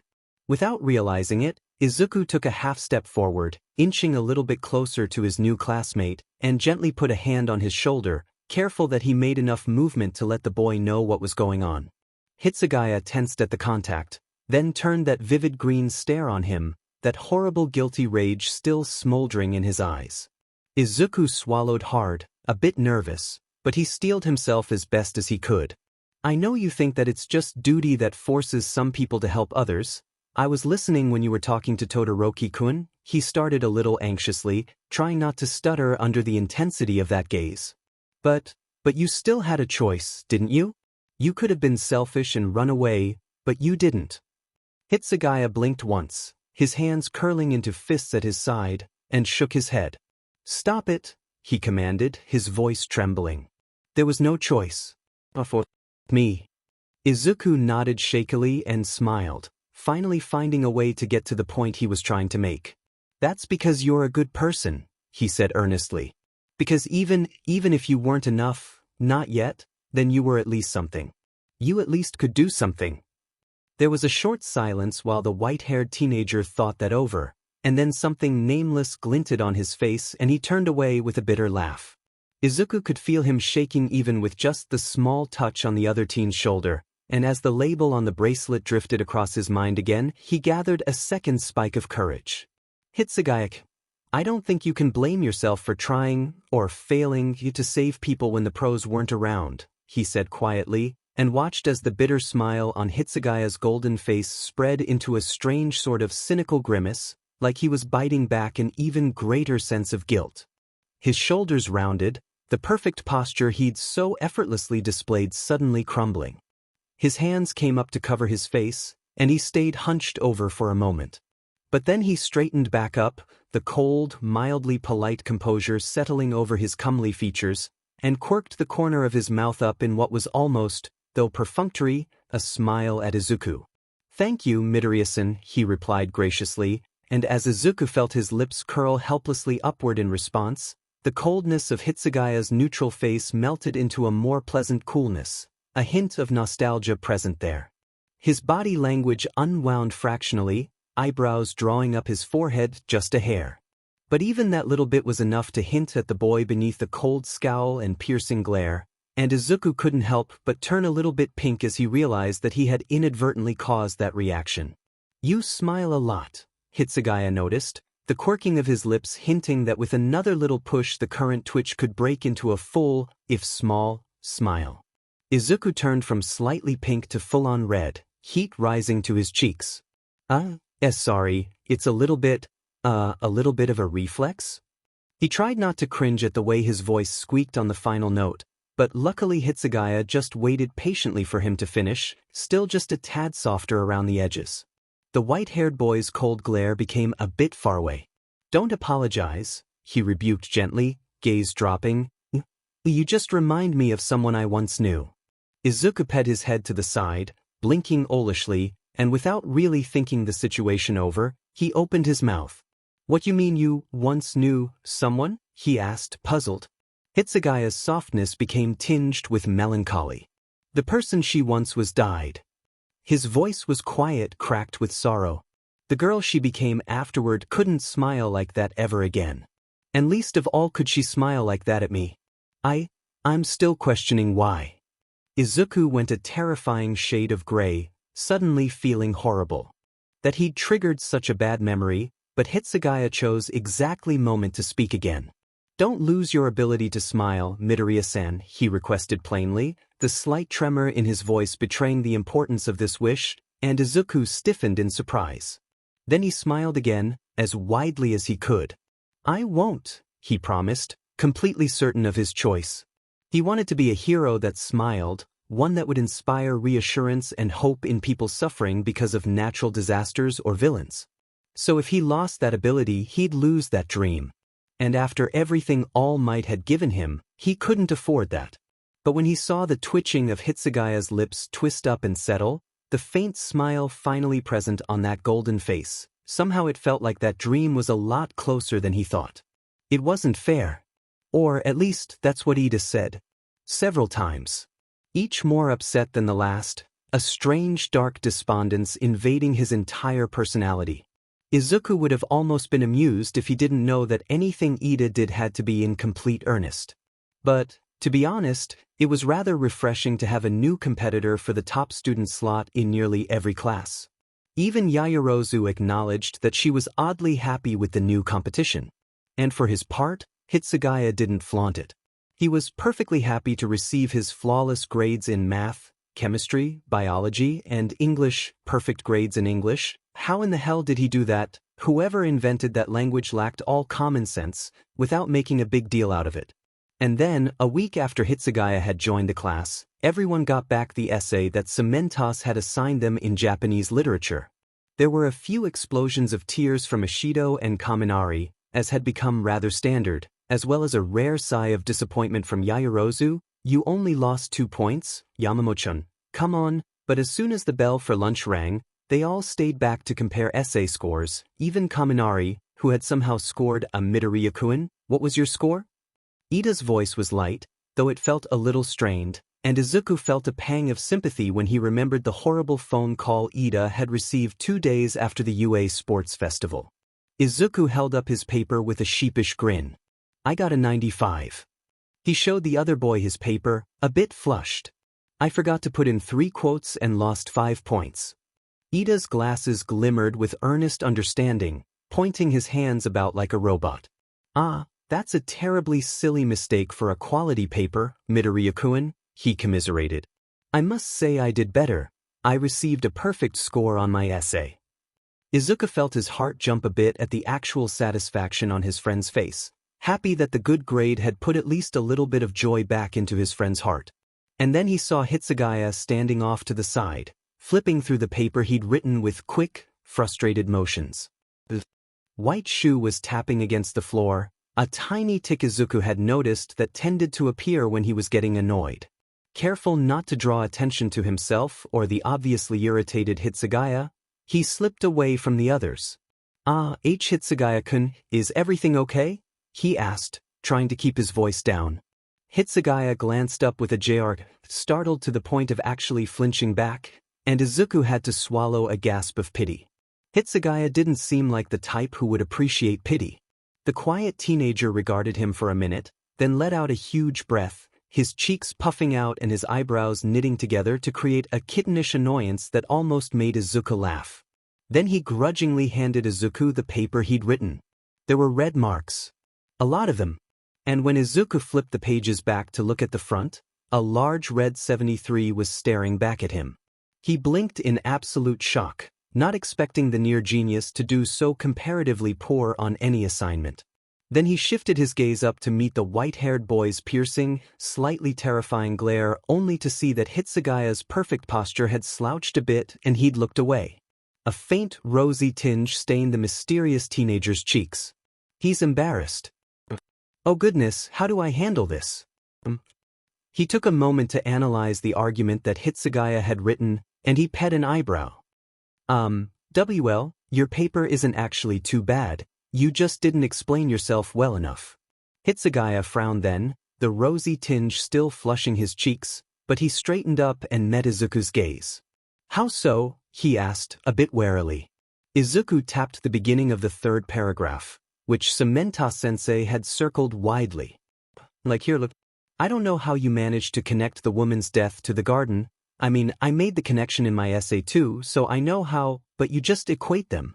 There's no why the author chose to, or how this is logically a conclusion to draw. Hitsugaya read over the paragraph he'd written. Then his frown crimped a little bit, his brows furrowing in confusion. Izuku tried not to stare. Hitsugaya was blushing. And confused. And leaning over his shoulder, the mop of snow-white hair soft and fluffy. Why did this guy look so much like a squishy marshmallow when he was the most reserved, cold person Izuku had ever met? But it's so obvious, Hitsugaya said, exasperated, and suddenly Izuku knew where the problem was. To you, yes, Izuku agreed, the gears in his brain already starting to turn. You're highly intelligent, so much so that logical connections like this one mean these two symbols don't even register as separate topics to you.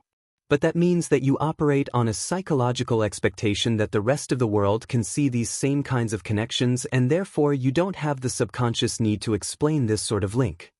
For a second Hitsugaya was quiet, blinking owlishly. Then his lips quirked again. And Izuku almost got the feeling that the reserved teenager was admiring his theory. There was a knowing sort of glint in those gem-like eyes, the twitch of the muscles in his jaw betraying what could have been a smile but refused to show. And for the first time, his body language appeared to relax a bit, a kind of hesitant tolerance of the classroom environment apparently beginning to form. "Thank you, Midoriya-san. That was helpful," he said after a moment, the confusion and flush of embarrassment melting from his facial features.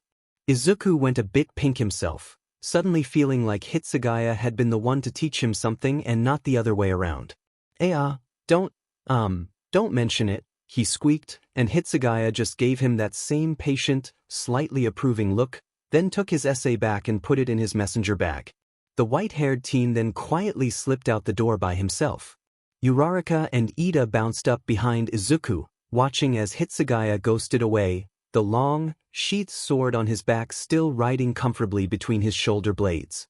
Once they were sure Hitsugaya was out of earshot, Uraraka spoke up. "He actually likes you, Deku-kun," she commented curiously, and Izuku reeled back in shock at the offhand observation, flailing wildly. Uraraka-san, that's not dash." "Uraraka-chan is right, Midoriya-kun," Ida interjected a little bit tiredly. "I have not seen Hitsugaya-kun yet tolerate much interaction with any of the members of Class 1A besides you. He rather avoids being in our presence, I think." Izuku looked at the ground for a moment, remembering the label on the plastic medical bracelet on Hitsugaya's wrist. He bit his lower lip, worrying it with his teeth anxiously as he fidgeted, debating on whether or not to tell Ida and Uraraka about the diagnosis he'd seen. But then he sighed and decided against it. Hitsugaya would tell everyone when he was ready. It wasn't fair for him to reveal that secret just because he'd been nosy. I think it's probably because I remind him of that person he knew," Izuku said after a moment, carefully choosing his words. "He doesn't really seem like the type of person to trust easily, so that's probably why he tolerates me a little better." It took a moment, but then Uraraka and Ida nodded in agreement, seeing the logic in Izuku's quiet theory. Then, as the rest of the crowd of great comparing students began to meander toward the exit, the trio followed. The lunch hour was brief, the conversations between the three friends making it seem much shorter than it was, and then they all headed back to the classroom only to find that Midnight and Aizawa-sensei were both in the room, holding stacks of paper. Hitsugaya arrived just as the bell was ringing, sliding into the back of the room like a shadow and taking his seat before the sound died off. Then the pair of teachers pointed out the packets of paper on some students' desks, and Midnight grinned foxily. "All right, kids. For those of you unaware, you are all going to be doing internships with ProHeroes for a week, starting 2 days from now, and you'll be doing that instead of your regular schooling. You'll be allowed to wear your hero costumes for this internship, and today in class we'll be coming up with your code names. Those of you with the packets of paper on your desks, you were extended offers from certain hero agencies based on how well you performed in the UA Sports Festival a few weeks ago. Those of you with only one sheet of paper, that is the list of agencies we've partnered with that will accept any of our students. And remember to learn while you're there. Final exams take place a month after you all return." Almost immediately, the entire class burst into chatter and titters of excitement. Midnight cracked her whip, causing everyone to instantly fall silent. "I will be judging your hero names. You could be stuck with these for the rest of your careers, so make sure they're good, she snapped. Aizawa, bored, zipped up his sleeping bag and rolled into a corner, and then the students got to work. And then, hesitantly, Hitsugaya raised his hand. Is there a specific reason I was not issued a list of the agencies? He asked, eyes already narrowed in thought. Midnight nodded with a sigh, her expression faintly apologetic. Yes, Principal Nedza decided it would be best for you to use this week as time to catch up on your studies. You will not be participating in the internship. You may use this time to make a preliminary sketch of your hero costume, however, if you are any closer to remembering your Quirk's particulars, she said. Hitsugaya merely nodded and ducked his head a bit, pulling out his notebook. Absently, he started to write, his hand moving quick and fast over the paper. Izuku glanced back at the other boy with some dismay, but said nothing, knowing that Midnight was right, especially if Hitsugaya's memory loss involved his Quirk at all. Meanwhile, he looked down at the page in his hands, where only one name was present. Gran Torino. Honestly, he was glad that he was being excluded from the internships. Hitsugaya ignored all the fuss over hero codenames, filling in more of his hairline theories on the Quirk that had brought him to this dimension. He was starting to get frustrated with his lack of discernible progress, though he had found at least a few leads through some less-than-legal internet forums. Most promising among them was a villain called Kurogiri, who had the rare ability to create warp gates. With the right trigger, maybe he could also open the Senkamen. After class was dismissed for the day, Hitsugaya jogged down to the school's huge library and checked in with the librarian. He spent the next 4 hours sorting books and thinking, the work-study program job monotonous enough to allow his brain to churn along at the usual breakneck speed. It was rather pleasant. He was slowly coming to realize this existence. There was the expectation that all the students would graduate and fight crime for a living, and so while they were still sheltered, they weren't being handled with kiddy gloves. Even he was being given a little bit of space, monitored from afar as he settled into Class 1A, his PTSD misdiagnosis not a constant bitter thorn in his side. But the fact remained that his presence was causing the dormant erasure particles of this world to cling to him like a jigai, to quicken and hum with just enough energy for hollows to rip through. He was lucky that a second one hadn't appeared since the first Ajuchas, but it was only a matter of time before the tear grew in size. And the only way to permanently stop them was to go home, which was proving impossible. It was true that as a student of the UA, he was privy to a great deal of information he otherwise would not have been able to access. However, it wasn't enough. And it was only slightly helpful. After his shift in the library ended, he ran effortlessly back to his dorm room and threw off his uniform. Harinmur hummed quietly in the back of his mind, staying silent as he stepped into the shower and stood under the cool water for a few long minutes. Both Dragon Zanpakuto's spirit and his Shinigami master were restless, disturbed by the lack of information, and dismayed by the dwindling chance of their return to Soul Society. Toshiro sighed, his breath freezing a few of the water droplets on contact, and grudgingly started to wash his hair. By the time he stepped out of the shower and into a t-shirt and pair of sweatpants All Might had given him, it was late, and the sun had disappeared beyond the horizon. He breezed through the homework easily, barely glancing at any of the Jejun assignments. And then he felt it. The sharp, unsettling coldness of a needle pricking over his neck, a draft-cool air rushing in from the window over his exposed skin, and the room slowly vanished into white. He couldn't move. So stubborn, Hitsugaya Taicho. Relax, and this will all be over before you know it. Kurotsuchi's voice was patient and patronizing, and the needle tickling his carotid artery burned as it sank through his skin, charring him from the inside out, and he was screaming, and everything was on fire but he couldn't move, tied down. Where was Matsumoto? Zombified by Giselle with dark hair and a cruel laugh and the dead eyes of Madarame and Ayasajua as his body cut them down, and he couldn't do anything. Breathe, 1, 2, but there was something in his mouth, blood, Giselle, forcing it down his throat as he's clinging to life, and everything was on fire, his blood boiling. Make it stop, Kurotsuchi. A door opened with a thud, Kurotsuchi Nimyu, syringes in hand. He was coughing blood and white lab walls were fading into darkness. There was another needle in his neck, the walls were light green. softness in a coffin that forces air into his aching lungs. Carpet. Beneath his hands, see, he can move. Everything was burning again. Make it stop. Cold air against his hand, warmth beneath his cheek, a heartbeat loud and strong, a hand in his hair. You're safe, Hitsugaya-kun. Nobody here is going to hurt you. Izawa. Kuratsuchi's lab disappeared. The needles stopped coming, the burn of chemicals and blood searing his veins with unnatural fire vanishing. He was on the floor, crumpled into a ball, his hands locked over the back of his neck as if he was trying to hide, to curl inwards on himself until he dissolved into nothing. Izawa was sitting with him, cradling him gently against a strong chest, one hand running gently through his white hair. Hitsugaya jerked away, or tried to, but the dark-haired teacher appeared to have anticipated the move and he didn't let go as easily as Hitsugaya had expected. The young Shinigami froze, so startled by the resistance that he actually had to pause and take a breath. It happened again. The thought was gut-wrenching and terrifying all in one, and he'd been desperately trying to avoid letting it cross his mind. But while he was held like this, acutely aware of how disconnected from the world he'd become, it was impossible to ignore. He'd let a living human, sneak up on him, touch him, hug him, all without even realizing what was happening.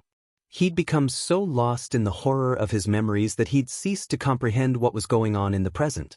Slowly, he took a shuddering breath, trying to hold off the dawning realization.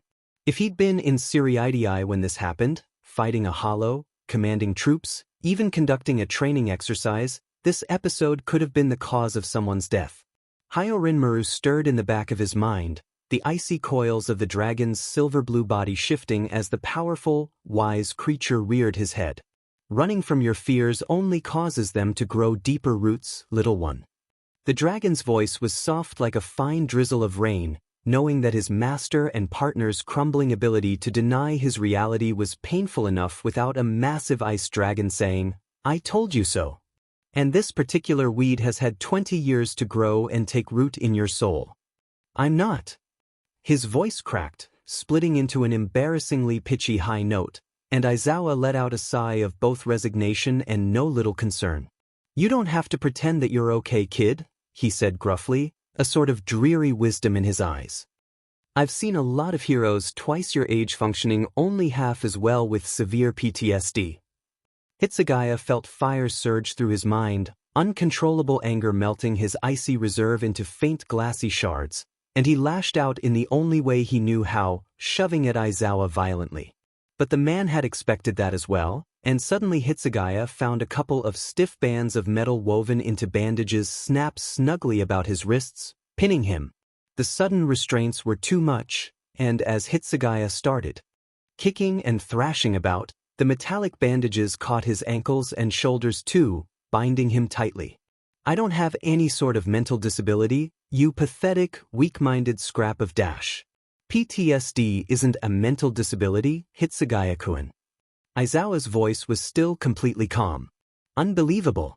It was infuriating, and as that dark, tired gaze found his again, Toshiro found himself entirely losing his cool, howling mad for absolutely no reason.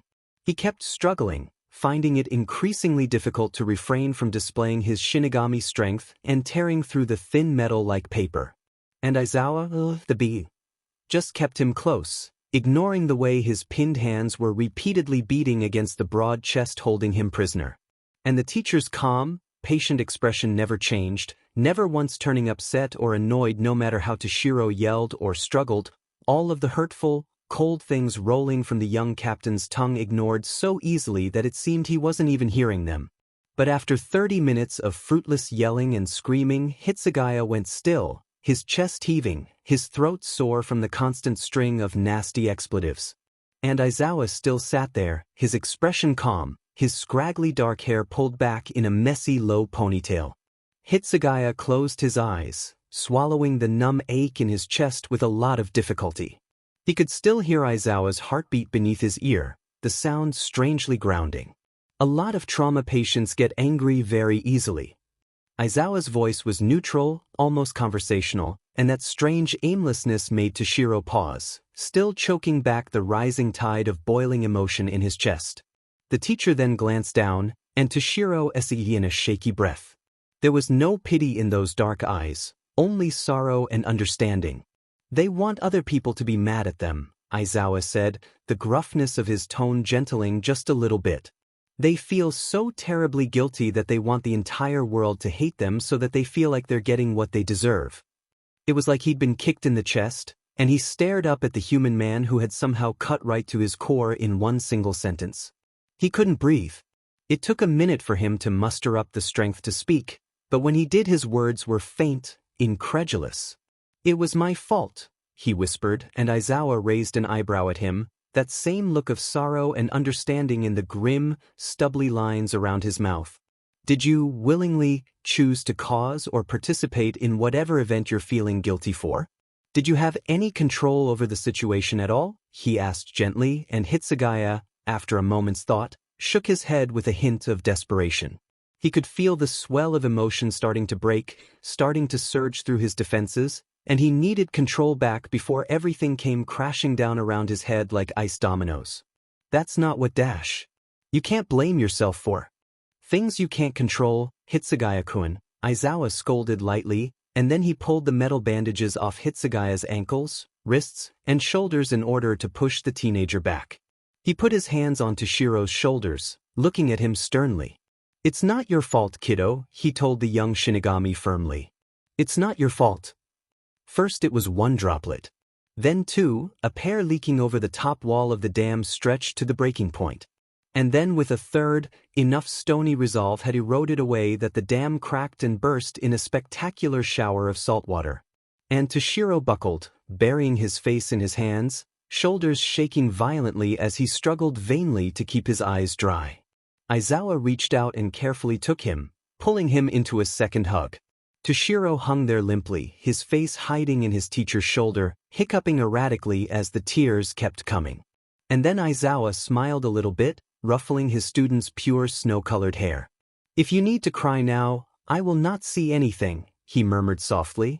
And true to his word, he saw nothing as Toshiro finally began to sob.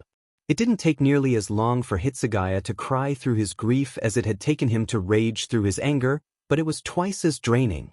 By the time his emotions had run dry, the anger and grief and confusion and raw, stupefying guilt had quietly faded into a blank sort of numbness. He felt empty, completely lost, and for once he let himself think about what had happened. He avoided the memory of the pitched battles with the Quincy, or the time he spent in Kuratsuchi's hands, but he did let himself think about what he had done after the war.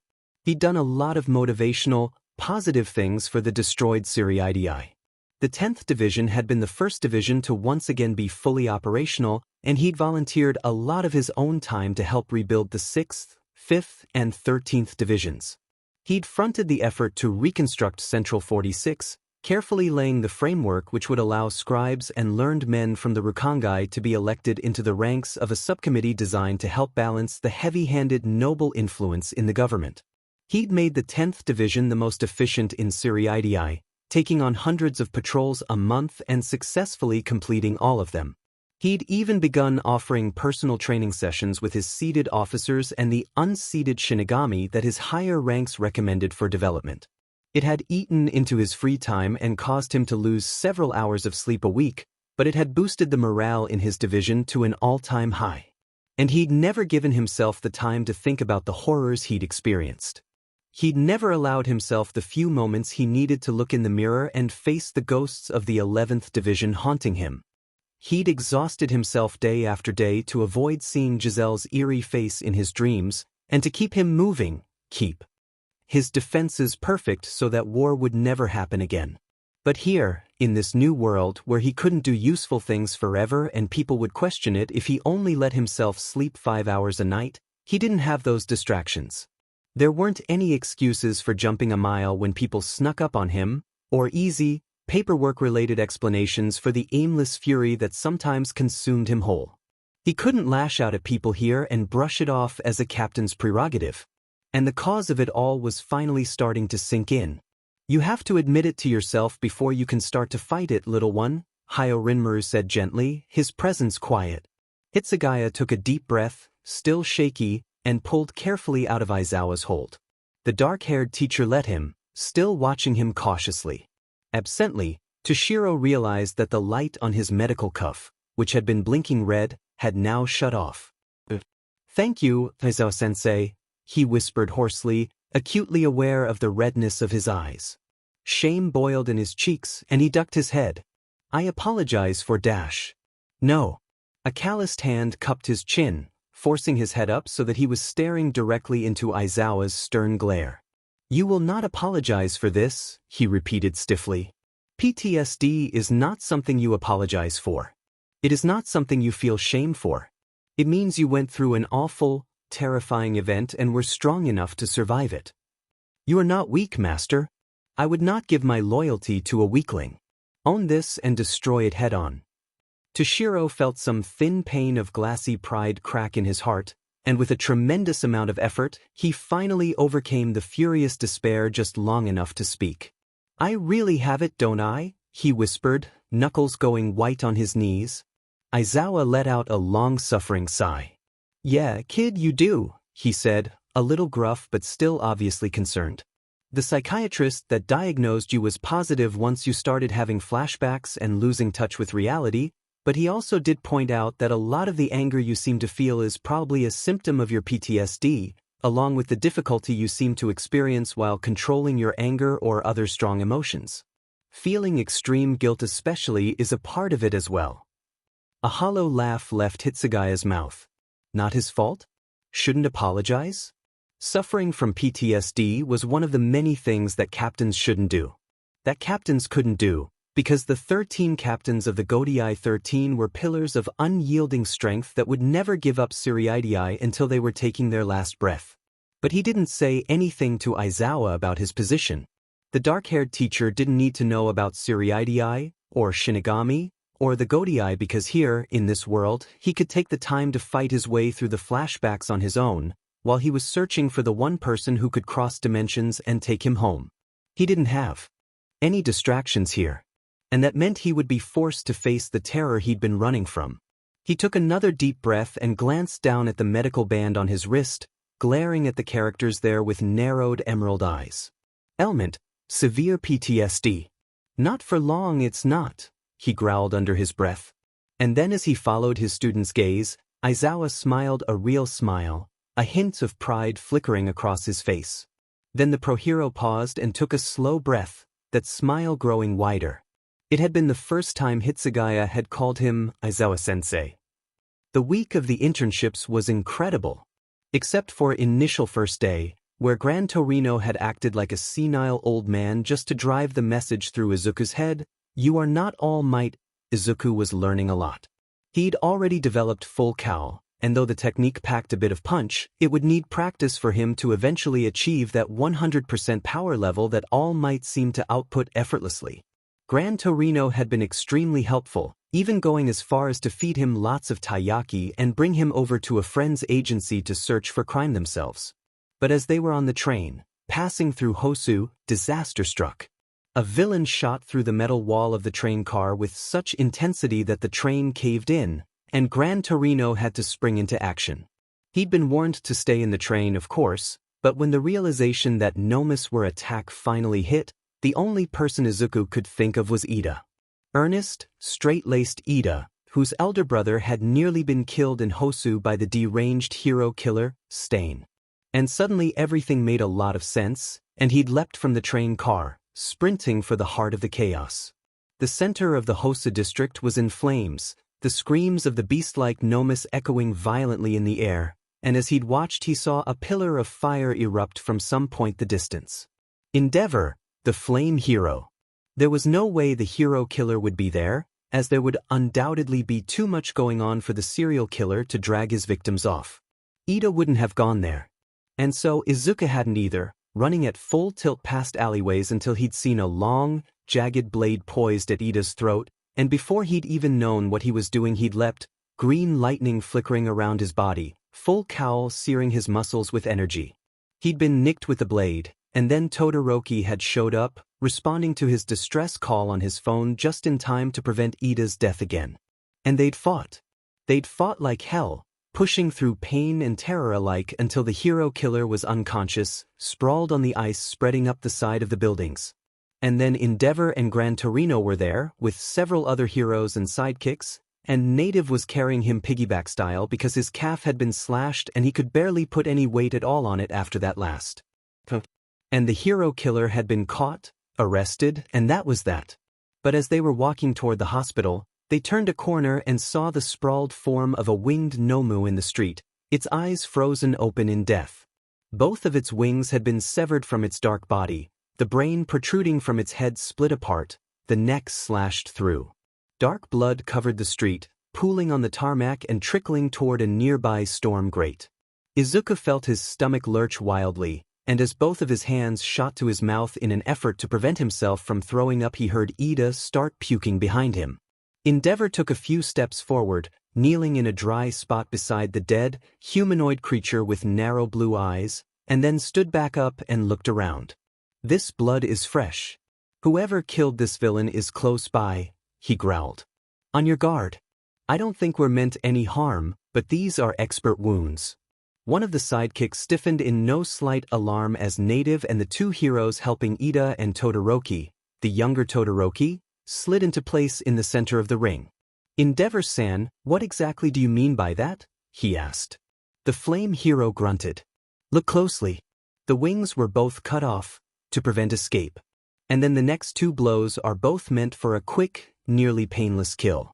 One across the throat, to kill the body, and the other through the brain so the creature wouldn't watch its own blood pool in the street." He grunted, glancing around at the nearby alleyways with a wary glance as the group moved through the street away from the Nomu's grotesque carcass.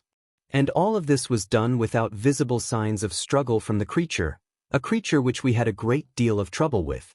So as I said, expert technique.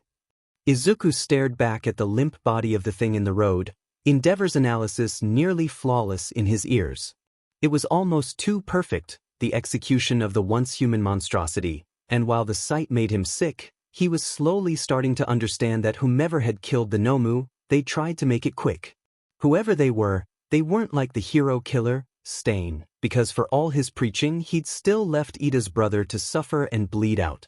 This unknown vigilante hadn't been so cruel. And then, for some reason, he looked up.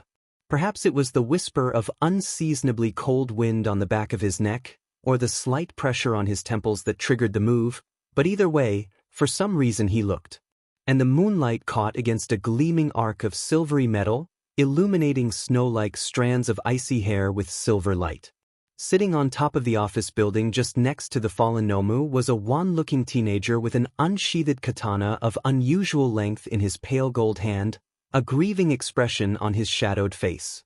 A black butterfly was sitting on his fingertip, an odd kind of blue glow surrounding it and the dash of magenta on its wing, and he was speaking softly to it. "Hitsugaya." Izuku watched him breathlessly as he was carried away, heart dropping into his stomach as the pieces clicked together in his hand. Hitsugaya, with his strange, almost speed quirk and long blade, would have been the perfect person to take down the Nomu. The bird-like man wouldn't have even seen him coming. It would probably have been dead before it hit the ground. And then it hit him. Hitsugaya had killed something human. Ida followed his gaze, looking up at the rooftop with some confusion, and then turned back to Izuku with a frown of concern. "Midoriya-kun, what are you looking at?" he inquired politely, his voice still subdued from the aftermath of realizing his actions. Izuku blinked, realizing that he'd drifted out focus in the few seconds since he'd seen his mysterious classmate silhouetted against the moon like the angel of death. And then Hitsugaya was gone. As simple as that, quick and easy as a single blink, and he had disappeared. "I saw Hitsugaya-kun," he breathed, and without even looking he knew Ida had stiffened, also understanding that the teenager's peculiar quirk would have been the perfect method for killing the Nomu in the exact way that Endeavor had described. The only question was now something chilling, a possibility that Izuku didn't even want to consider creeping into the corners of his mind. How did Hitsugaya, who wasn't on an internship, know to come out to Hosu? It had been 3 days since Aizawa had come into his room and forced him to admit to his psychological condition. And then the game changed. He'd known the second the itch had stopped. He'd been preoccupied with smearing liberal amounts of moisturizing lotion on his hands, the scaly strangeness that sometimes happened apparently causing his skin to dry out 3 times faster than he was used to. And once he'd used the lotion, massaging it into his skin in small circles, he'd lifted his head from the computer screen where he was talking with several people in various, questionable forums on the internet. And he'd felt it, the unmistakable crawling ryatsu of a twisted, tormented human soul prickling at his skin instead of the uncomfortable sensation of silver blue scales prickling under his muscle. Toshiro hadn't thought after that. He'd seized Rinmaru and leapt from his dorm window, landing lightly on the air and springing forward with careless grace. He'd fallen farther than he'd meant to, the erasure in the atmosphere sluggish and sleepy compared with the erasure present in his home dimension. He'd had to compensate for its dormant state, pulling it forward just a bit before he landed to break his fall, but he made good time nonetheless, crossing the Tokyo skyline like a flittering ghost in his black t-shirt, dark jeans, and gray high-top sneakers, the ones with the worn star on the side. Rinmaru's blade, the sheath dissolved, was in his hand, the dragon's voice purring in his mind. All he could think about were those 3 souls, tortured and pained, trapped in living bodies, of all things.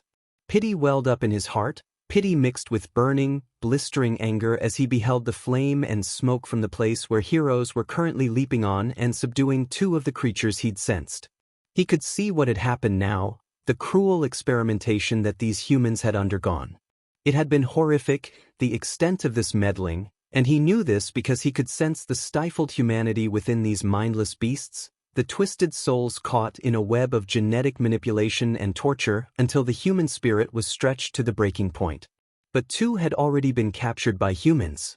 Those 2 it would be too dangerous to kill, to release from their torment with Rinmaru's purifying edge.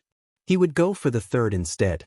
He sent a quick prayer to whatever force governed the balance of human souls after the Soul King's death as he sped away from the 2 creatures, praying for a quick release from their unrepairable states. And then he found the 3rd beast. It was flying, screeching madly as it wheeled in the sky, and he closed his eyes. Rinmaru's blade flashed red thrice. And then the creature lay dying in the street, the ghost of the man it had once been taking shape some distance from the slain carcass. Hitsugaya gently picked up the spirit in his arms and shunpoed to the top of the building right next door, drawing away from the edge as the very human ryatsu of heroes approached. The spirit stared at him with wide, terrified eyes, looking at the blade in his hand in shock.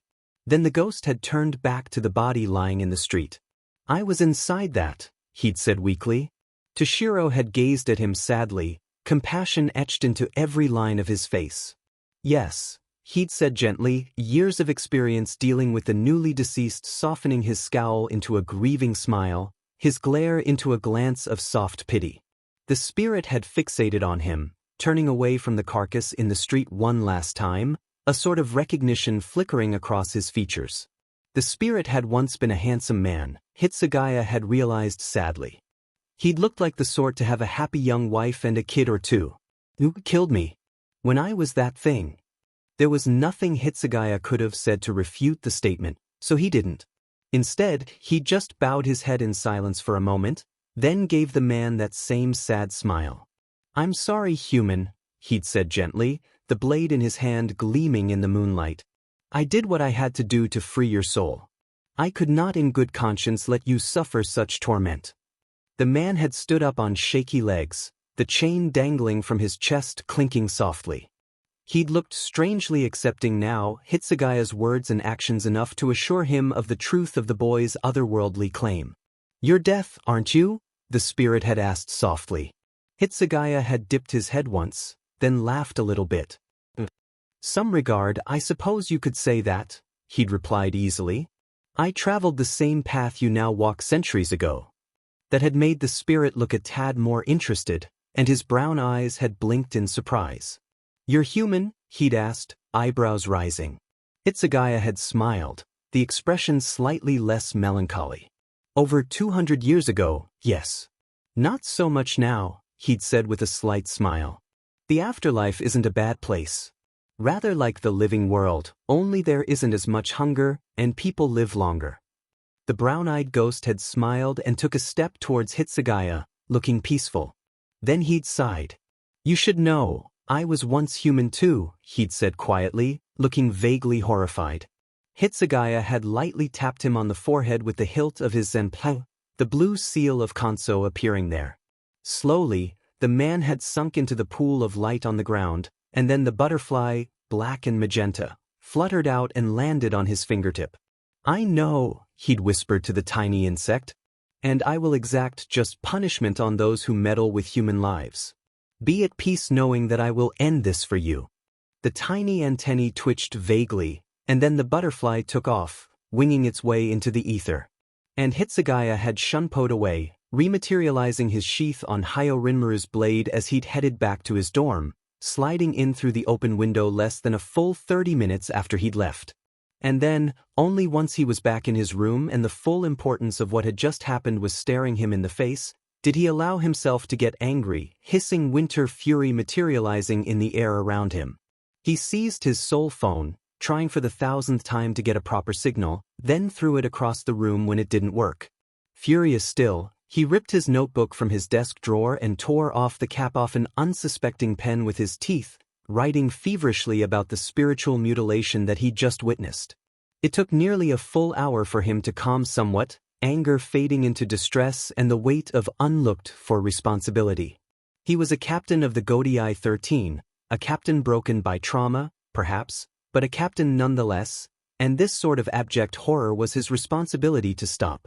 He now had an objective beyond finding a way to return home, a serious objective that only a true Shinigami would be able to carry out, because not every foot soldier could tolerate what was required. He had to find the human responsible for meddling with the soul this way, and execute them. There would be no prisoners taken, no surrender acceptable. Even if this person came crawling forward on their hands and knees, begging forgiveness, the only penalty was death. This blood would be on his hands whether he wanted it there or not, whether or not they repented. Certain laws of Seriidii were absolute. And this was one of them, this special exception that allowed a Shinigami to cut short a human. But the game has changed. And you, unknown human, have woken the sleeping dragon. Death is coming for you. Hitsugaya slammed the notebook closed and leapt back out his window, climbing nimbly up the side of the building he'd been living for the past few weeks, and slid effortlessly on top of the roof. The stars were dull in the sky, light pollution snuffing out all but the brightest few, which hung around the moon like tiny points of glimmering Kido. He could feel himself grow calmer in the cooling air, the moonlight refreshing the cold, glacier-covered plains and tundra of his inner world. With all the grace of a leopard, Toshiro sat, leaning back against the AC unit on top of the building. Sky-gazing always relaxed him somewhat, Rinmaru's happy, thunderous purring shaking the icy wasteland of his inner world vigorously.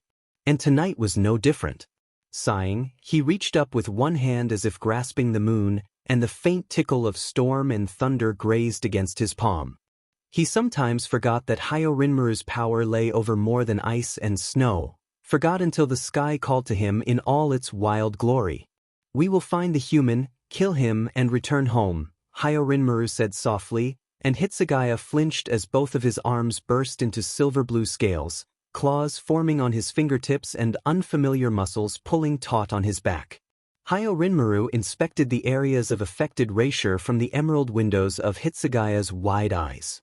Then the dragon snorted with amusement. "You seem to have turned into a fish again." "Fish? These scales look more like your dragon scales to me, unless you're calling yourself a great scaly fish.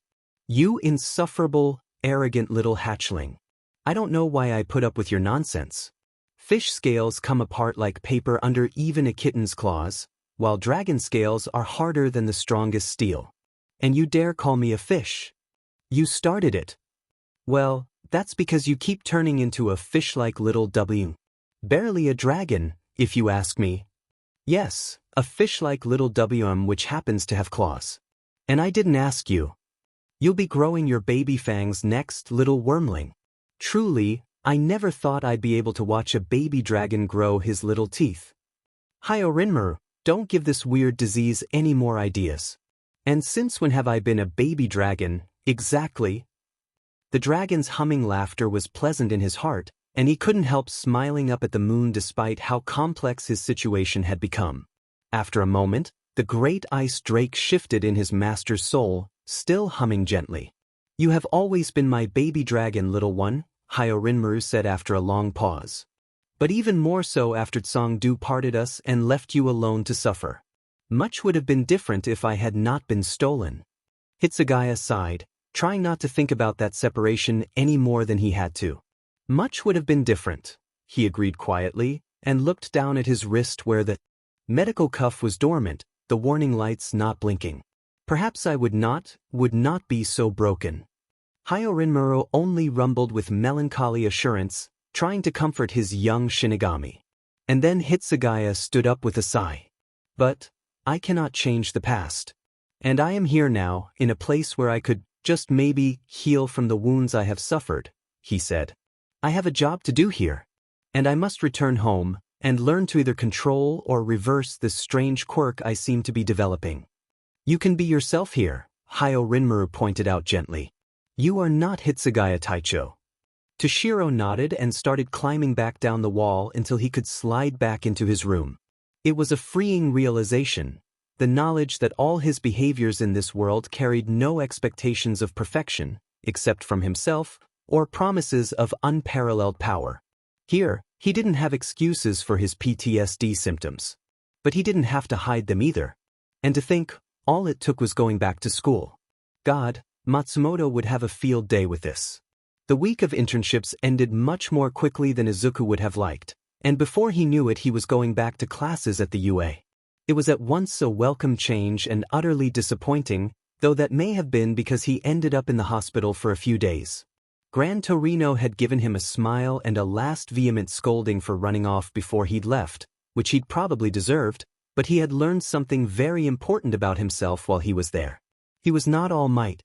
It was rather obvious once he thought about it, but at the time it had seemed groundbreaking. He hadn't realized how much his admiration of All Might had crippled him in his learning. Gran Torino had opened his eyes. Well, mostly. Thump. Wumph. Thump. Crash. Deku-kun. Midoriya-chan. Uraraka and Heian ran down the stairs after him as he flailed his way down and helped him get to his feet. Tsuyu looked slightly amused, her cute froggy face fixed in a big arcing smile. "You need to look where you're going, Midoriya-chan," she chided lightly, causing Uraraka to giggle a bit as well now that they knew he was fine. He blushed a bit in embarrassment, wishing he could blame the slip of his ankle on the top step on the injury he'd received, but Recovery Girl had made absolutely certain that it was gone. He just tripped over his own 2 feet while lost in thought. Sorry, Tsuyu-chan," he squeaked. Tsuyu just blinked her large eyes at him, her froggy face a little pink around the edges. Her tongue poked out of her mouth when she smiled. "At your own pace is fine, Midoriya," she told him, and he laughed sheepishly. The trio walked to the classroom together, chattering on about their internships. Uraraka knew some martial arts moves now, much to Midoriya's surprise, and Tsuyu had also seemed to have adventures on the rescue boat she'd gone to for her internship. Both asked him about the incident with the hero killer, as it had made the news that he, Ida, and Todoroki had been cornered by the fanatical serial killer, and he hesitantly told them the truth. They both stared in shock, and he'd quickly gone on to explain that the police had covered up the truth to protect them from punishment. Uraraka looked a bit put out by the entire occurrence, and Tsuyu frowned as they reached the door to the classroom. "If you 3 hadn't intervened, Native would have been killed," she objected, tongue flicking idly. Izuku nodded quickly. Yes, that's why nobody pressed charges," he assured her quickly. "I mean, I don't like it either, and you should have seen Todoroki-kun yelling at the police chief. But they were really proud of what we did. They just couldn't release our part in it to the media without admitting that we broke the law." Uraraka kept her round face fixed firmly in a disapproving pout. "I still say it's nonsense," she agreed with Tsuyu decisively. "But what about the Nomus?" Izuku swung the door open in response to her question, going quiet. His mind drifted back to the slain Nomu he'd seen, de-winged with its head sliced open. That kill had made the news as well, pro-heroes and police alike agreeing that the kill must have belonged to a new vigilante or a villain who didn't like competition. Either way, the perpetrator was a wanted man for the murder of the mutated, science experiment human. And what made it worse was that he knew exactly who had killed the Nomu. By all rights, he should have reported Hitsugaya's involvement. He should have said something to Endeavor, to the police. But he kept thinking of that bracelet on Hitsugaya's wrist, the one that declared his unstable mind to the entire world, and knew that there had to be a logical explanation to the entire affair. Right? Deku-kun. He jumped, startled, and whirled around to laugh sheepishly at Uraraka, anxiety clear in his voice no matter how hard he tried to hide it. Uraraka looked distinctly unimpressed by the display. Deku-kun, why are you so spacey today? She asked curiously, leaning up into his face. You nearly walked into my desk. He gaped wordlessly, searching for words as he stared at her pretty brown eyes, the sprinkled freckles so light on the bridge of her nose. Why was she always so close to his face? Oh God, he was turning red again. He's probably rather tired from the events that took place in Hosu, Uraraka-san, a familiar voice said, the precocious-sounding accent instantly recognizable. Izuku and Uraraka whirled around, smiles lighting up their faces. Ida-kun, they chorused, and Uraraka jumped up and down once or twice. You're here. The class representative smiled, pushing his glasses a bit further up his nose as he did so. There were still bandages wrapped around his arms, but he seemed fine other than that minor detail. He gestured at Uraraka and Izuku with a few of his characteristically robotic motions.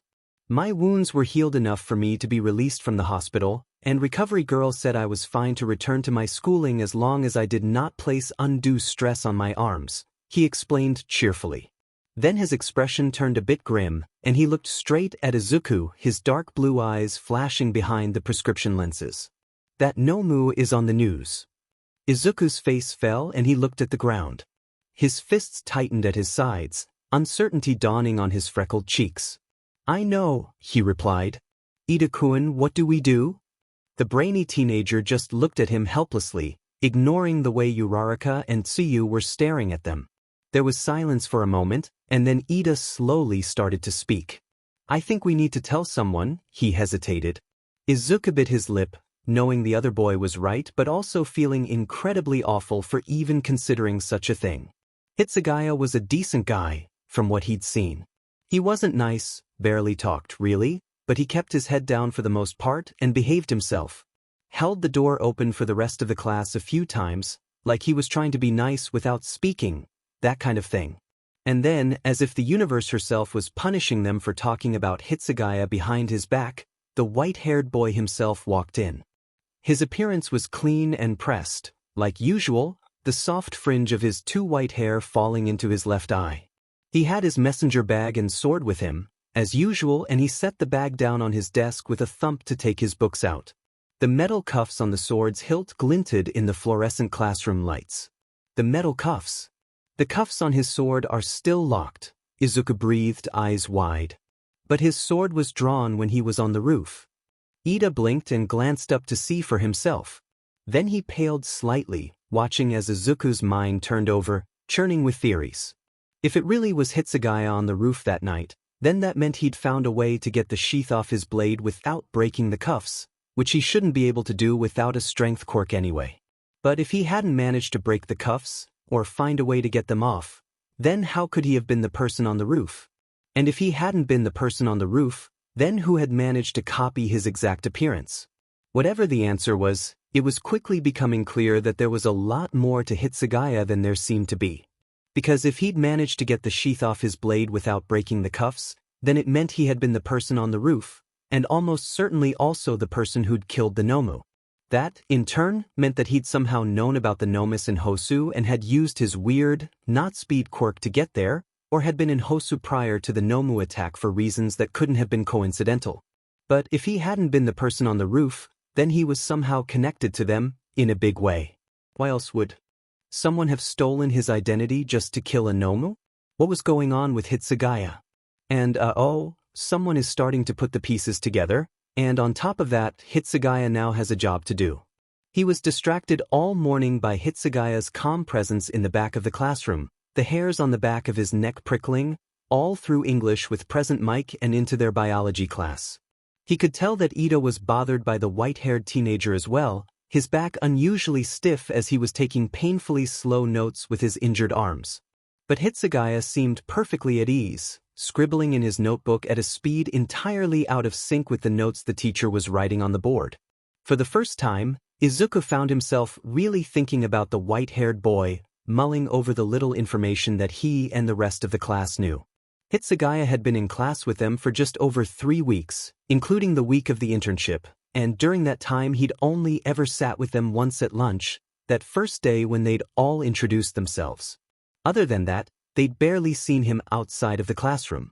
He lived on campus, that much Izuku knew for sure, and appeared to either stay in his room the whole time or work in the library as part of the work-study program. He knew that Hitsugaya had been diagnosed with severe PTSD from reading his medical alert bracelet, and everyone had known about his brief encounter with elasticity and the weird monster thing. And then Izuku saw it. His forest green eyes widened in shock. He could still remember what Principal Nedzu and Aizawa-sensei had said about Hitsugaya with almost perfect clarity. But something didn't match up.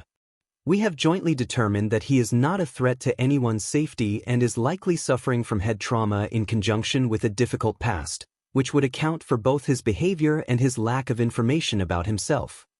Beyond this, he does not appear to exist on any form of official documentation. However, since the police cannot justify keeping him behind bars, it has been decided that he will remain in a controlled environment where pro-heroes can keep an eye on him. We are trying to allow him a safe environment for his mind to recuperate enough to give us clues as to his origin. Hitsugaya wasn't supposed to remember his past, or even exist according to the government records. Or at least, that's what he'd told the police, and apparently the head injury he'd received had explained enough of the information gaps that nobody had thought to pursue the matter further. But Hitsugaya himself had said something that had run almost completely counter to that statement. I don't know what kind of golden dream world you live in, but I didn't grow up in such a precious, sheltered environment. If Hitsugaya really did suffer from amnesia, what on earth did that statement mean? It wasn't likely that the boy had lied when yelling at Todoroki. He'd been too worked up to be thinking about what he was saying. So if he could remember enough to know that he hadn't grown up the same way that the rest of them probably had, what exactly had he forgotten to make him too lost to go home? And there was still what he had said about the huge monster, the creature that the media was still speculating about even 3 weeks later. I have the knowledge on how to kill those things. And I have the experience to actually do it. So yes, killing one big monster makes me qualified to give advice. Because I am never going to let any innocent people get hurt because of my weakness again. He'd practically admitted to knowing the monster was. Or, more accurately, to remembering what the monster was, because he had said that he'd had experience actually killing them. He'd said he could remember seeing people bitten in half, Izuku stifled a shiver, and letting innocent people die because he hadn't been able to defeat the weird monsters. While that was more than likely the cause of his PTSD, it still indicated that he had a lot of memories that were intact enough to scare him. So, if he could remember his childhood and the events that made him traumatized enough to wear a medical alert bracelet, why hadn't the police figured out where he was from? The only logical explanation Izuku could think of was that Hitsugaya was lying about how much he could remember. That he was faking amnesia in order to do something. And if he was lying to the pro-heroes, then it meant he must have sided with the villains. Which meant he'd probably known about the Nomus attacking Hosu. But if he really was on the villain's side, then why had he killed one of the Nomus? What was the point of that? Was he rather a vigilante of some kind, unable to stand by and watch while he had this amazingly powerful quirk? If you are born with power and do not use it to assist others, you are the worst kind of person. Hitsugaya's low, vehement tone echoed in his head. The sheer intensity of the teenager's conviction when he had said those words was still fresh in Izuku's memory, still utterly clear. There was no way someone so passionate about this belief could ever turn to crime. Crime had no benefactor except the perpetrator. But vigilantism, that could arguably be what Hitsugaya had turned to in search of some way to help the people he saw suffering.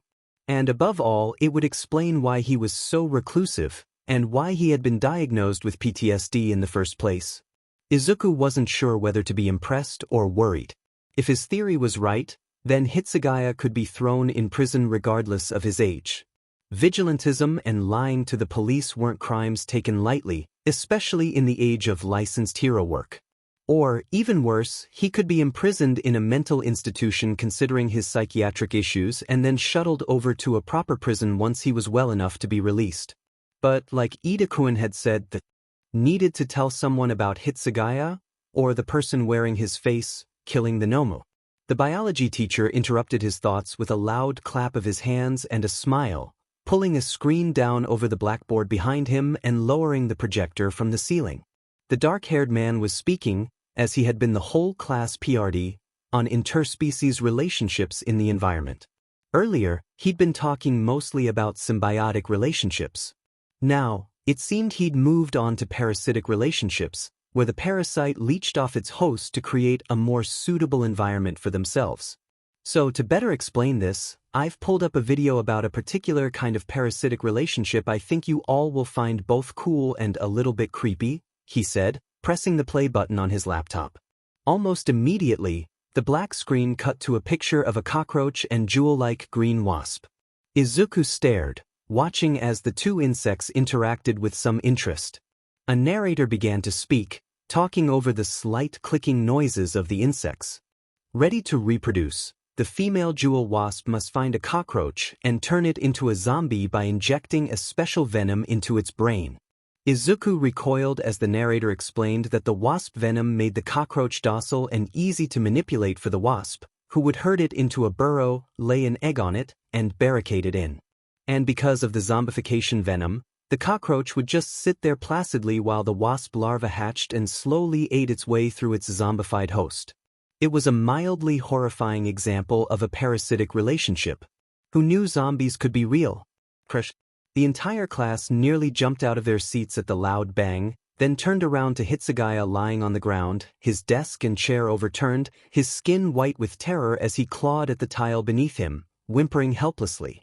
His emerald eyes glittered with standing tears, the pupils dilated to tiny pinpricks of black in a sea of cold turquoise green. Pandemonium erupted for a brief moment, the teacher panicking upon seeing the new students seizing on the ground.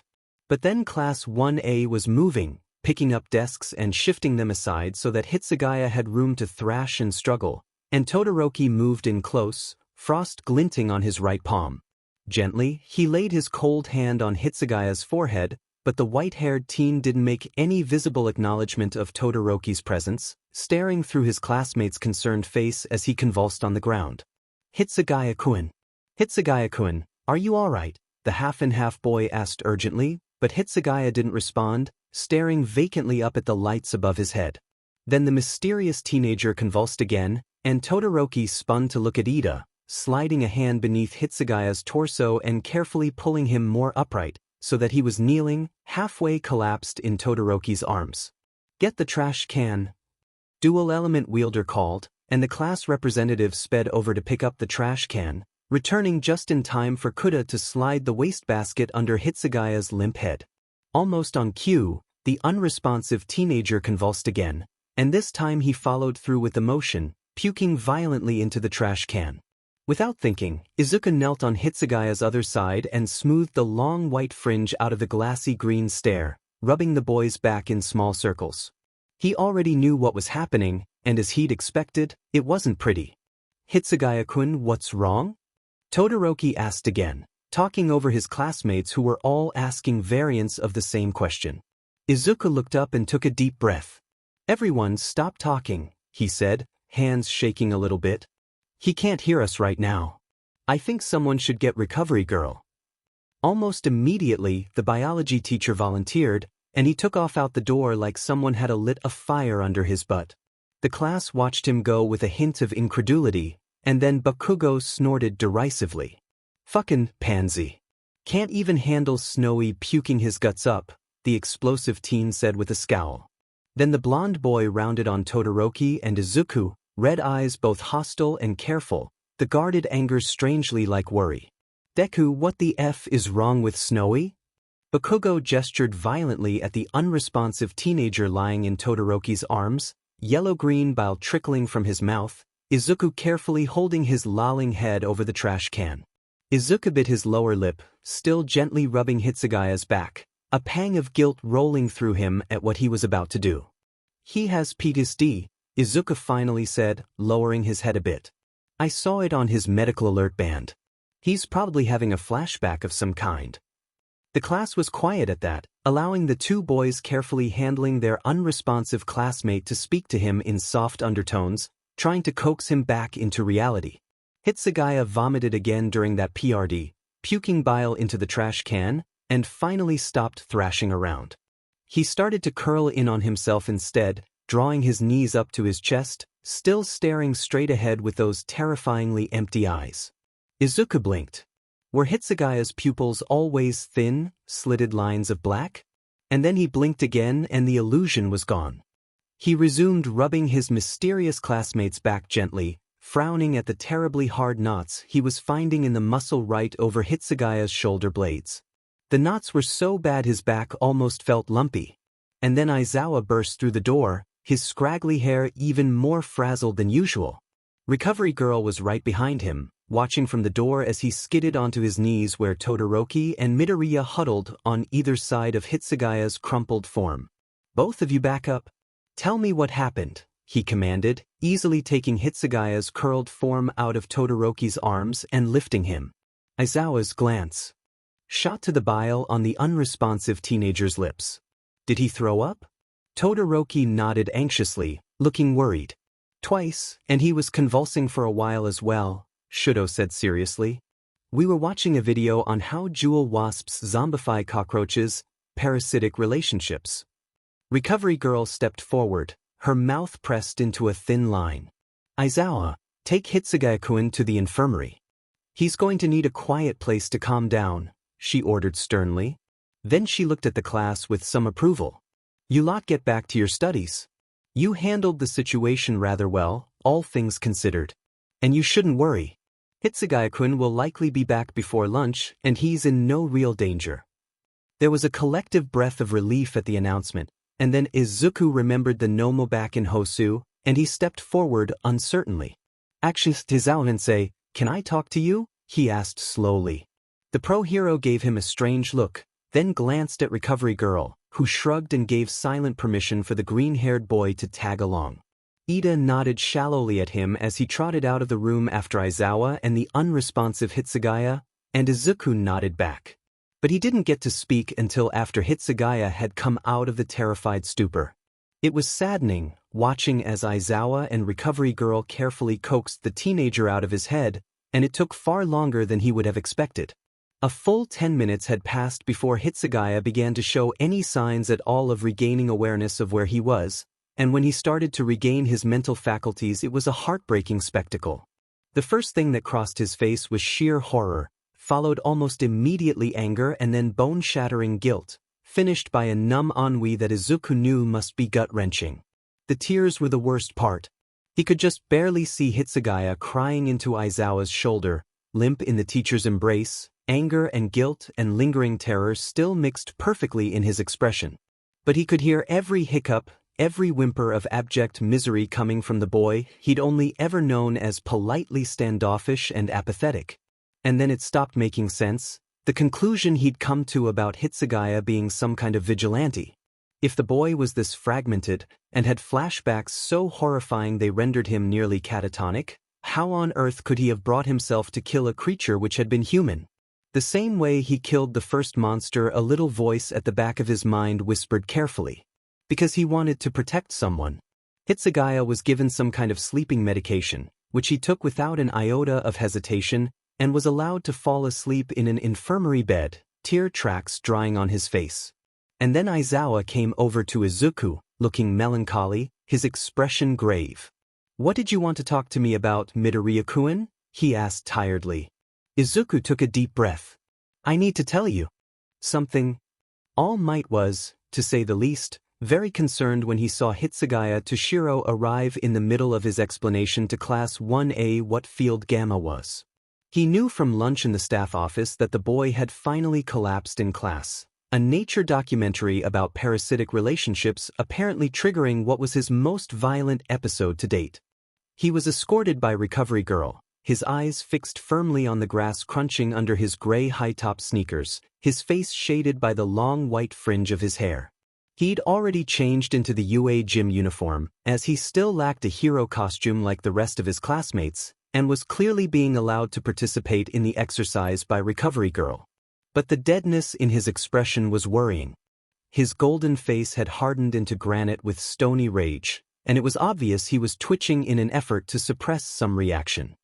He took a brief pause, smiling broadly at his kids, the students of course, and turned to the petite old woman in charge of every injured student the school saw. He didn't make any attempt to hide the concern on his smiling face. Hitsugaya Toshiro was quite obviously a very troubled child, and if what the lovely school librarian said about his absolute avoidance of his peers was true, then he needed to know that there were indeed adults who cared about him. He needed to understand that he would be protected and sheltered, kept safe from the horrors that must be in his past. And so All Might, after talking to Recovery Girl for just a moment, turned to Hitsugaya with a kind grin. "Ah, Hitsugaya-kun, it's wonderful to see that you're feeling better," the muscled hero proclaimed in a respectful undertone. "However, it would be perfectly all right with me if you would prefer to watch this particular exercise for today. And don't be afraid to speak up. I understand that you might be a little tired after Dash. I'm fine." The cool voice cut All Might off in mid-sentence, a dangerous edge in the tone that made the hair on the back of Toshinori's thick neck stand up. Hitsugaya looked up then, and the sheer coldness tainted by blackened wrath echoing in the yawning emerald pits of his eyes took Toshinori's breath away. He had rarely seen emotion this raw and dark in any person, save one. All for one. This did not bode well. But Toshinori put aside his misgivings for the moment. Because aside from the churning mass of anger and indifference and cruelty boiling inside this boy, there was also a heartbreaking sense of directionless vulnerability. It was evident in every paranoid twitch, in every terrified flinch when Recovery Girl drifted a little bit too close. He was dark and hurting, that much was true. But with a little guidance, perhaps he would come back. "Ah, right you are," All Might agreed with a soft nod. "But just know that it's perfectly fine with me if you decide to sit and watch." Hitsugaya appeared to get the message, the yawning darkness in his gemstone glance fading into mere shadow, and he nodded a quick thank you before striding off to the edge of the group. Recovery Girl gave him a significant look, a sure sign she had something important to tell him later, then turned and left.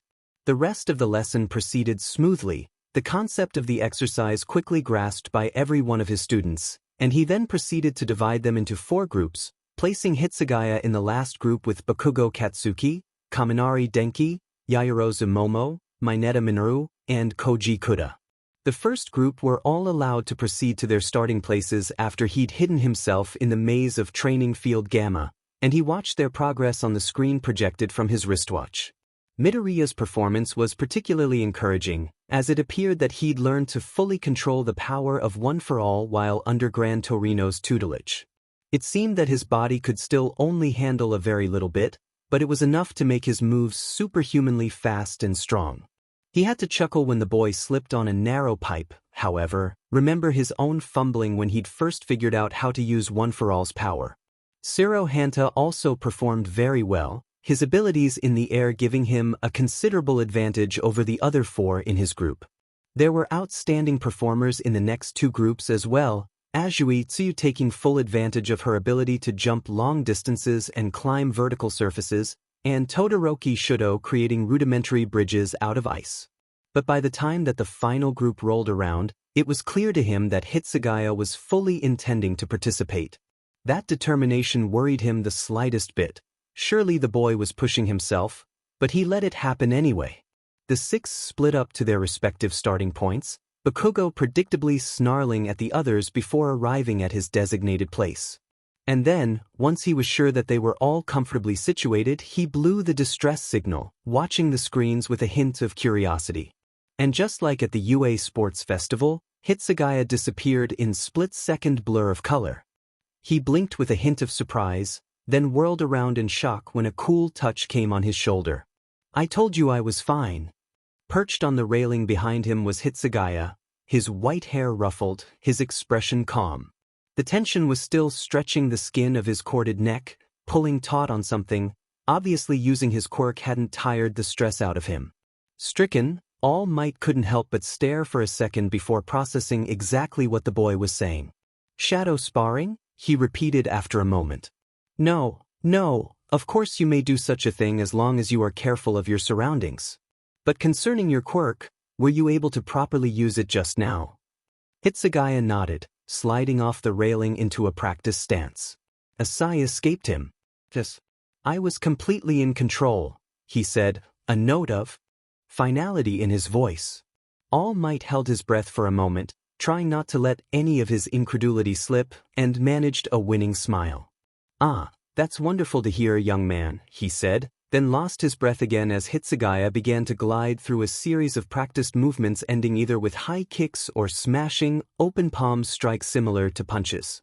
The boy's technique was unmistakably that of a master, and not for the first time All Might was reminded just how dangerous this child could be. He was so completely engrossed by the flawless sparring movements that it took the noisy explosions of Bakugo's arrival to break him from the trance. The muscular blonde man turned around quickly, spotting the cantankerous teenager propelling himself up and over a ridge of steely generators, and quickly gave him a bright smile and the congratulatory message he'd given everyone else. But Bakugo wasn't having any of it, and he stomped forward with a growl and shoved Hitsugaya off balance just as the white-haired teenager was practically doing the splits with a high roundhouse kick. All Might's admonition was lost in a breath of shock as Hitsugaya used the momentum of losing his balance to bend backwards, plant a palm on the ground and deliver a sharp uppercut to Bakugo's chin with the top of his foot, then flip twice before landing nimbly on his feet on the thin railing he'd previously been standing on. And then the symbol of peace forced himself to think and move, stepping in to chide both boys for their misbehavior. Bakugo was aggressive as usual, but he wasn't the type to directly defy authority, and All Might knew his gruff exterior hid a healthy respect for his teachers. He backed off from the white-haired boy almost immediately, rubbing at his bruised chin with a sour glare. But Hitsugaya's emerald glare was burning, smoldering with anger and a burst of terror that belied the initial panic he must have felt upon being pushed, and he nearly went after Bakugo before he seemed to catch himself. The other 4 students arrived shortly after the incident, and then All Might herded all his kids together to talk to them about their performances during the exercise. After he'd finished talking, he'd invited them to analyze their own abilities, and Midoriya, as had become standard, hesitantly gave a few of the students advice about how they could have used their quirks during the exercise. Ida also had a few ideas, as did Yaoyorozu, and they talked everything over before he dismissed class for the day. Once the students were out of sight, All Might returned to the school building and changed out of his costume so he didn't have to keep using one for all. Then he checked his phone and saw that the staff meeting about their newest addition to the hero course had been pushed forward to that afternoon on Aizawa's request. He checked his watch, knowing that what he'd seen today would be important for the discussion. He had to be there in 5 minutes. Oh my goodness. So, Class 1A gets their first encounter with how fed up our poor Shinigami Taicho is. Thoughts? Spoilers are still possible rewards for helpful reviews. Smiley face. Aizawa and agitated were not 2 words often found in the same sentence, but there was no other way to describe the man when All Might hurried into the staff room, considerably confused by the timing of the meeting. The students still had their last homeroom PRD of the day, and yet all of the pro-heroes at the school seemed to have abandoned their classes in favor of attending. When he asked, he found that they all had apparently called for substitutes at the last minute, even pulling the librarian away from her usual job to monitor Class 1B. It was a move that had All Might's stomach in knots. If all the pro-heroes were behaving like this, perfectly okay with abandoning their classes, it meant that someone had discovered something about Hitsugaya to Shiro. Something big. He took a seat next to present Mike and nodded genially at Nedzu, a hint of confusion on his face as he looked around the room. The general atmosphere was grim, and Aizawa in particular was disturbed, his head cradled in his hands. What did I miss? He asked then, knowing that he needed to hear the answer even if he'd prefer to remain ignorant. Nedzu pressed his paws together. We may have been played for fools, Taking what Hitsugaya-kun said at face value, the white mouse said gravely. I expected that he was hiding something, but I had hoped that the child would turn out to be simply that, a lost boy. Now it seems we must be a little harsher on him. All Might felt his heart sink into what was left of his stomach, and he took a shallow breath in an effort to hold back his grief at the thought of such a young boy lost to the shadow of evil. Aizawa lifted his head then, revealing the emotions warring on his face. Midoriya was the one who brought it to my attention, he said quietly. Apparently Hitsugaya said some things to his classmates that don't line up with his story, namely the portion where he cannot recall his past. According to Midoriya, Hitsugaya has admitted to having knowledge concerning the monster at the sports festival, and has also snapped at a classmate for having a sheltered lifestyle compared to his own past. And there's something even more incriminating. This other something seemed to be a new piece of information, and the other pro-heroes leaned forward in transfixed horror and curiosity. Aizawa took a deep breath. Midoriya saw Hitsugaya in Hosu the night of the hero killer's arrest and the Nomu attack.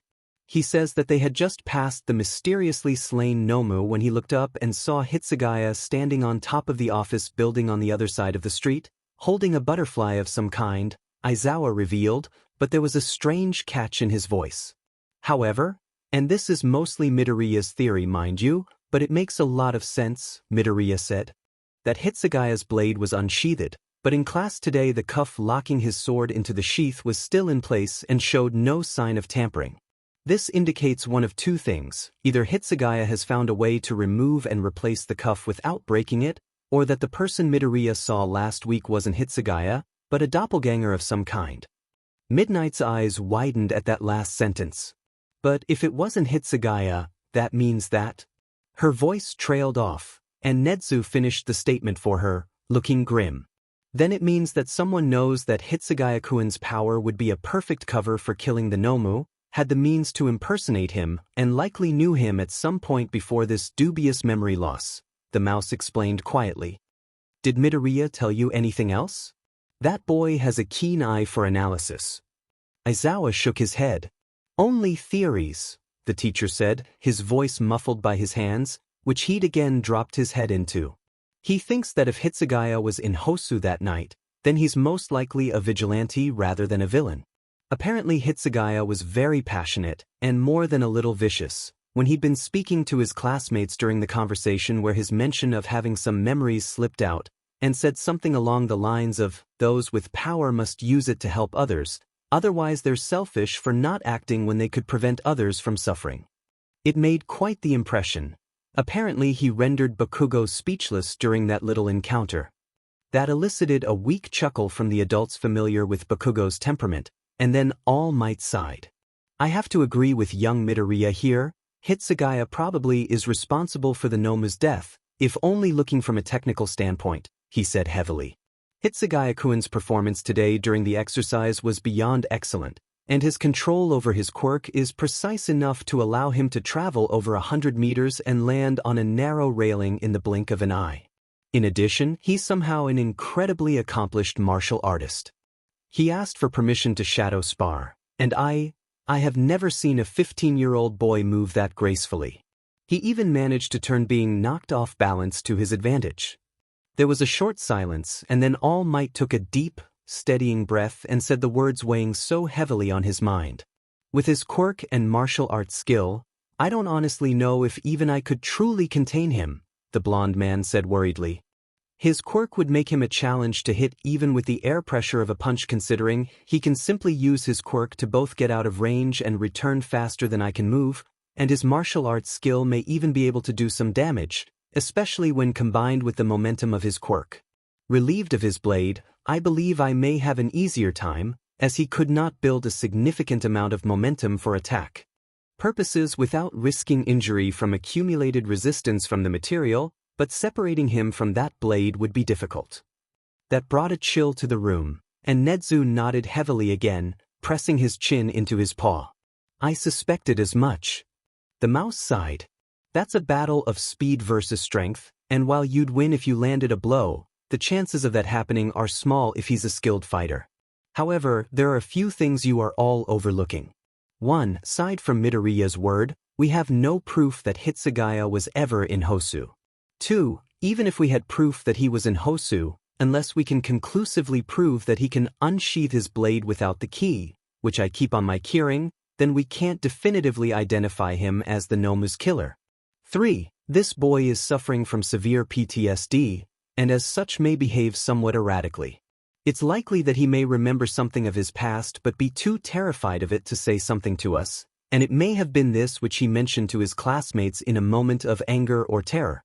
And 4. He leapt between two of our students and a monster we have never seen before of his own accord, even though he was on the run for unknown reasons. Nedzu looked around the room seriously, sipping at a cup of tea. The bell rang then, signaling the end of classes for the day, but the teachers ignored it, and Nedzu continued. It is obvious to everyone here that Hitsugaya-kun has lied, both to us and to the police, but as of now we have no proof that he was breaking the law through either villainy or vigilantism. We have been played? Yes. That much is clear. We are now aware that he knows what the monster that attacked during the sports festival is, and that this information has been kept from us looks distinctively shady. But we must remember that we are dealing with a child scarred by trauma, who is likely not thinking his decisions through as well as he could. I think it would be best to give him the benefit of the doubt. The mouse's gaze swept the table, unsurprised to see the nods of agreement from the genial present Mike and All Might. But to everyone's surprise, Aizawa stood up then, his trademark tired expression replaced by a grim determination. I would like to be one to confront him about this, he said firmly. I believe that Hitsugaya-kun trusts me to some extent. Nedzu raised a mousy eyebrow but nodded, and Midnight tapped her chin thoughtfully. What makes you think that, Eraserhead? She asked. Usually All Might is the one that inspires trust with the kids. Aizawa glared at her for a second, then went quiet for a moment, his expression sad. His medical alert bracelet alerts my cell phone, he said finally. And I received a call 2 weeks ago that he was having a flashback, before the kids went on their internships, so I went up to his dorm room and found him on the floor. Once he calmed down he tried to throw me off, and the little brat must have screamed.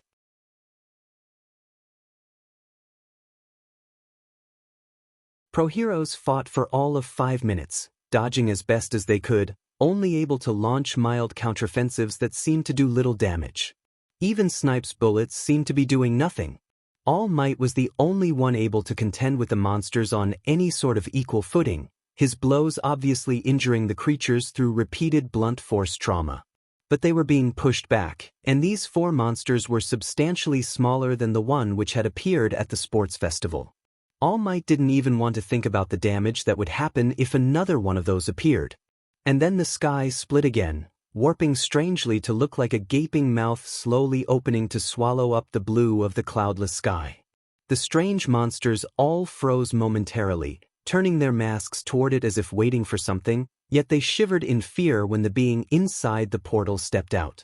It was a man, probably in his early 20s, with a short brown ponytail and dark, cold eyes. A fragment of what looked to be the same type of bony mask as the monster's masks clung to his upper jaw, sharp teeth etched in relief into the bone, the fragment covering the entire left side of his face beneath his eye. And just where his heart would be, an empty hole gaped through his chest. The man grinned a crazed grin, leering down at the pros below him as he floated effortlessly in the air. The pros stared, flabbergasted by how he appeared to be standing on the air. What kind of quirk could allow for that? And then the man spoke, and they felt their hearts stop. "Stupid hollows," he said with a scoff, falling lightly to the earth and landing on his feet, the billowing white hakama on his legs ruffling noisily in the wind. "Can't even kill a bunch of stupid humans without FING up." Stupid humans? But then hollows, was that actually what these monsters were called? Resumed their attacks, and the pros again leapt back into action. The man with no heart watched, apparently bored with the display, and absently dragged one of the hollows off of the clustered pros to reveal a ragged present Mike, gasping for breath and sporting several bloody gashes. He tried to speak, but only started coughing instead, his quirk obviously spent. And then the weird hollow-like man se in a huge breath, and the hollow screamed as it dissolved into bloody particles and was swallowed. The pros gaped in horror, Midnight supporting the dazed present Mike as best as she could even though she was bleeding from a head wound, gazing through the space where the hollow's body had been before it had been eaten. Eaten alive. The weird man smirked again, then reached for the hilt of the short wakizashi blade strapped to his waist. "Ah, that was refreshingly disgusting," he proclaimed with a wicked laugh, then turned a hungry gaze on the pros and the school behind them. "But I think it's time for dessert. Humans do always taste the sweetest, even if they're weaklings." All Might felt sickening revulsion wash over him, his destroyed stomach lurching painfully in his abdomen. Someone retched behind him, the thought of this humanoid villain eating the students almost too much to bear. He readied his fists, reaching back through the years of his predecessor's power to grasp at the true strength of One for All. And then he stopped. A flash of black and white had filled his vision, the character, 10 emblazoned on the back of a traditionally styled coat called a haori, and a mop of silver-tinged white hair tickled at his shoulder. A golden hand rested lightly on top of his fist, the unspoken, step down, painfully obvious. Hitsugaya stood between All Might and the hollows, facing the man in the half-mask with a worryingly emotionless expression. He was wearing unusually traditional clothes, the garments he'd been wearing when he'd been captured by the police, including billowing black hakama and a black kosode. Without saying anything, Hitsugaya took a single step forward. The hollows, still not sure if that's what they were actually called, all instantly disengaged from the pros, leaping towards the young teenager as a group, howling in animalistic greed. All Might didn't really know when he moved, only that when he lunged forward to grab the young man by the waist and haul him out of the way, the nearest hollow's claws dug into his bicep. He gritted his teeth and pulled, throwing the white-haired boy out of the way and behind him, then fell, the hollows piling on top of him with gleeful screeches. The screams of his colleagues were drowned out by their clamor. And then, before their jaws could close and the symbol of peace could forever be lost, there was a brief flicker of white, and all three of the hollows instantly split down the middle lengthwise. There was silence for a moment, then a series of loud thuds as the half-carcasses hit the ground. Hitsugaya landed lightly on his feet just beyond the pile of hollow bodies, still standing silently. The silver steel of his blade, unsheathed, glinted in his hand, and as it did so, the hollow carcasses began to dissolve into tiny particles of black dust. The strange not-human man with a half-mask clapped his hands in a slow, drawling clap, but when Hitsugaya took another step forward, the half-masked man backed away slowly. Slowly, the pros began to realize the wavering amusement on the brunette villain's face was masking fear. Fear of the 15-year-old boy standing between them and this last enemy. "Your garganta is still open," Hitsugaya finally spoke, and when he did his tone was icy cold, devoid of any life or warmth. A chill crept down All Might's spine when the strange hollow man looked up nervously at the gaping crack in the sky, then back at the white-haired teenager in the old-fashioned clothing. Hitsugaya had called the crack in the sky a garganta. Here was conclusive proof that he knew what these monsters were, and had been keeping it from them. All Might felt sorry for Aizawa, who had thought he had made such a breakthrough. It seemed Hitsugaya wasn't quite a hero after all. Though, perhaps he wasn't a villain either. "You should leave," Hitsugaya continued in that same chilling tone, the one that promised death. The air started to feel a little bit thick and heavy, abnormally cold for this time of year. The hollow-like man was pale as a ghost and shaking now. "Why he stammered. But this is a new world. You aren't supposed to dash.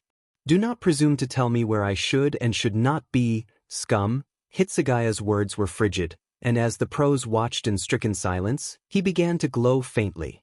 What kind of quirk did this boy have? It clearly wasn't a mere speed quirk at this point. The hollow-like man stiffened, then gritted his teeth and drew his blade.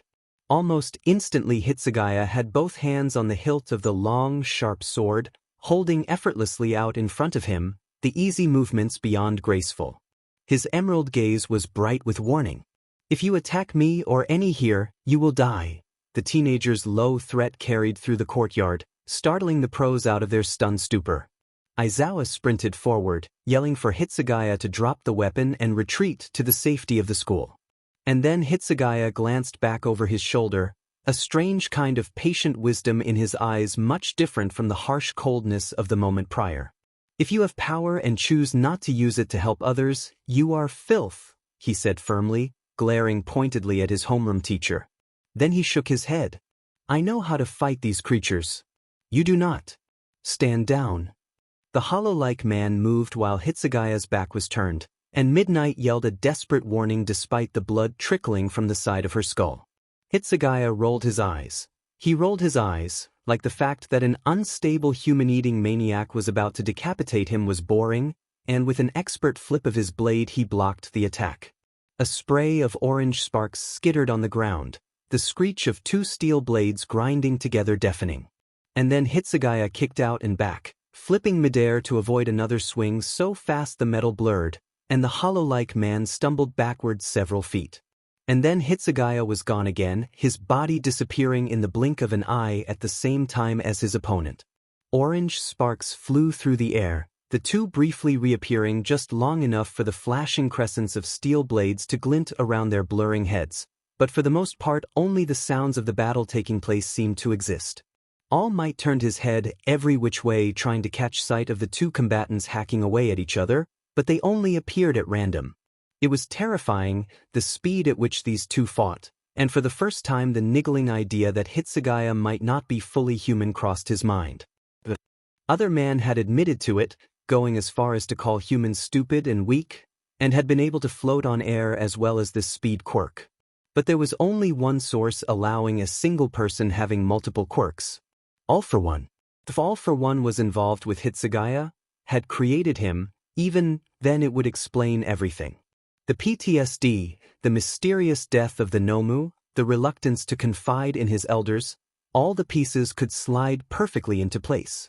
A sickening scream tore him from his thoughts, and he looked up with fear on his face, worrying for Hitsugaya's safety.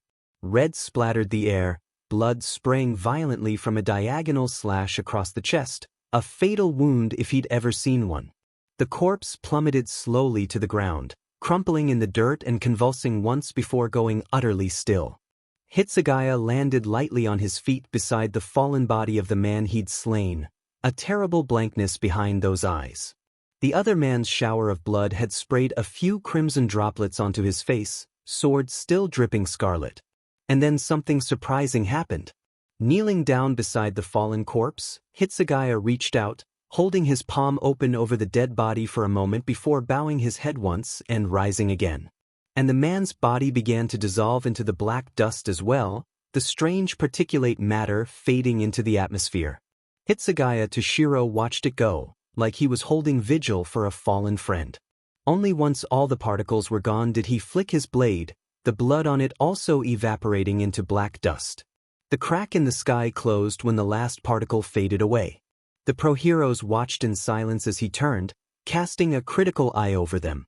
Then he stabbed his blade into the ground, leaving it standing upright, and raised one hand. "If any of you were injured by one of the monsters, the humanoid included, directly, please come see me," he said, and All Might had to hold his breath at the sheer calmness in the boy's voice. He just killed a man. He just murdered someone in cold blood, and was this calm about it. Any injuries caused by them, not by flying debris or the like, leave a damaging type of residue I need to remove. After a hesitant, long moment, All Might took a deep breath and approached. He still had 8 more minutes in this form. So as Hitsugaya went to touch him, he reached out and took the boy's wrist in one massive hand, gripping the teenager firmly. He bent down slightly to look Hitsugaya in the face. "You can remove this residue you speak of if you wish," he said, his voice stern and more than a little bit wary. "But you're going to have to come with us first, young man." A flicker of indecision passed instantaneously across the teenager's face, his brows knitting together. Concentrated emotion took its place a moment after, mixed worry and determination melding into a mask-like veneer of strength. He ped his snowy white head to the side. "Why?" he asked. Then, emerald eyes narrowing. "I saved your city by all rights." All Might took a deep breath. "You killed a man, or something that looks like one," he said slowly. "And we have reason to believe this isn't your first kill either." Hitsugaya's expression turned frosty, But he made no move to twist out of All Might's grip, not yet. "I can't kill human beings," he snapped, his voice a low hiss. And All Might lowered both his eyebrows, grimacing now. "Maybe not, but you do remember what those creatures are after you told the police you couldn't remember anything valuable about your past," All Might pointed out, trying to be as gentle as he could, but Hitsagaya's face still tensed, his jaw locking up. "This doesn't look good for you, young man, not unless you cooperate." There was a moment of silence while the gears in Hitsagaya's nimble brain churned, calculating what his best moves were as quickly as he could. The boy appeared highly conflicted, and more than a little nervous. Izuku took a few paces forward, coming to stand right behind All Might, his dark hair frizzy as usual. Hitsugaya glanced up at him, then bit his lip and closed his eyes like he was about to jump into deep water. "Okay," he breathed. I need to see everyone injured before they get their wounds properly treated. The residue has to come off." Izuku nodded in understanding, then pulled at the steel bandages wrapped around his shoulders like a shawl. His expression was grim. "Hold out your hands, please, Hitsugaya-kun," he requested softly. Wordlessly, the teenager complied, watching as his teacher bound his hands with the metal bandages. Then he was escorted inside by All Might, Izuku, and Cementos, and shown to the teacher's lounge. All Might put the cold sword on the table, far out of the young man's reach, and allowed Hitsugaya to treat the scratches on his bicep with some strange green glow before disappearing from the room. The other pro-heroes entered moments afterwards, and were also seen to by Hitsugaya, especially present Mike. But then the cat policeman that he'd met while still in the hospital walked into the room, accompanied by Midnight and Nedzu. Nedzu looked simultaneously disappointed and understanding. The policeman just looked upset. The steel bandages around his wrists were replaced with a pair of heavy hexagonal HNDCFFS, and Cementos carefully sculpted a small table out of cement, submerging the length of chain connecting the two cuffs in the cement and hardening it to fix the teenager's hands to the table. He struggled a little bit, surprised by the change, but quickly quieted down when Izuku nudged his shoulder. Cementos took his seat on Hitsugaya's other side. "All right, Hitsugaya-kun," Nedzu said then with a long sigh, leaning forward on the little table where Hitsugaya's wrists were shackled in place. "Let's get this over with." Being handcuffed wasn't a new experience. He was not bringing up the snow day incident again, but being handcuffed to a table by humans? That wasn't something he'd ever experienced before. He wasn't counting the time he'd run afoul of the gangs in Karakura, seeing as how he'd been handcuffed by the gang members and only put in a jail cell by the actual police. Okay, maybe he needed to quit doing things to get himself arrested in the first place, but that was beside the point now. This, while not an irreparable situation, was not a pleasant one either. He was flanked by two of his teachers, hands bound to the makeshift interrogation table with just enough distance between his wrists that touching his fingertips together was uncomfortable. Nedzu and the police cat sat across from him, Midnight standing behind them. They had a lot of questions, many of which Hitsugaya knew he could not answer. Getting out of this situation would be difficult, but hopefully not impossible. Then Nedzu put his paws together. "I think there is one question that, at the moment, is more important than anything else," the mouse said gently. "Why did you lie about having memory loss?" It was a good question, or at least, it would have been if there wasn't so much at stake.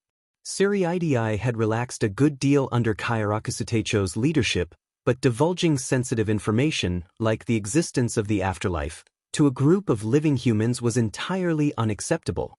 He might not be facing execution for that sin anymore, but he'd definitely lose his rank and be thrown in prison for a few decades so he could think about his crimes just because Central 46 got offended.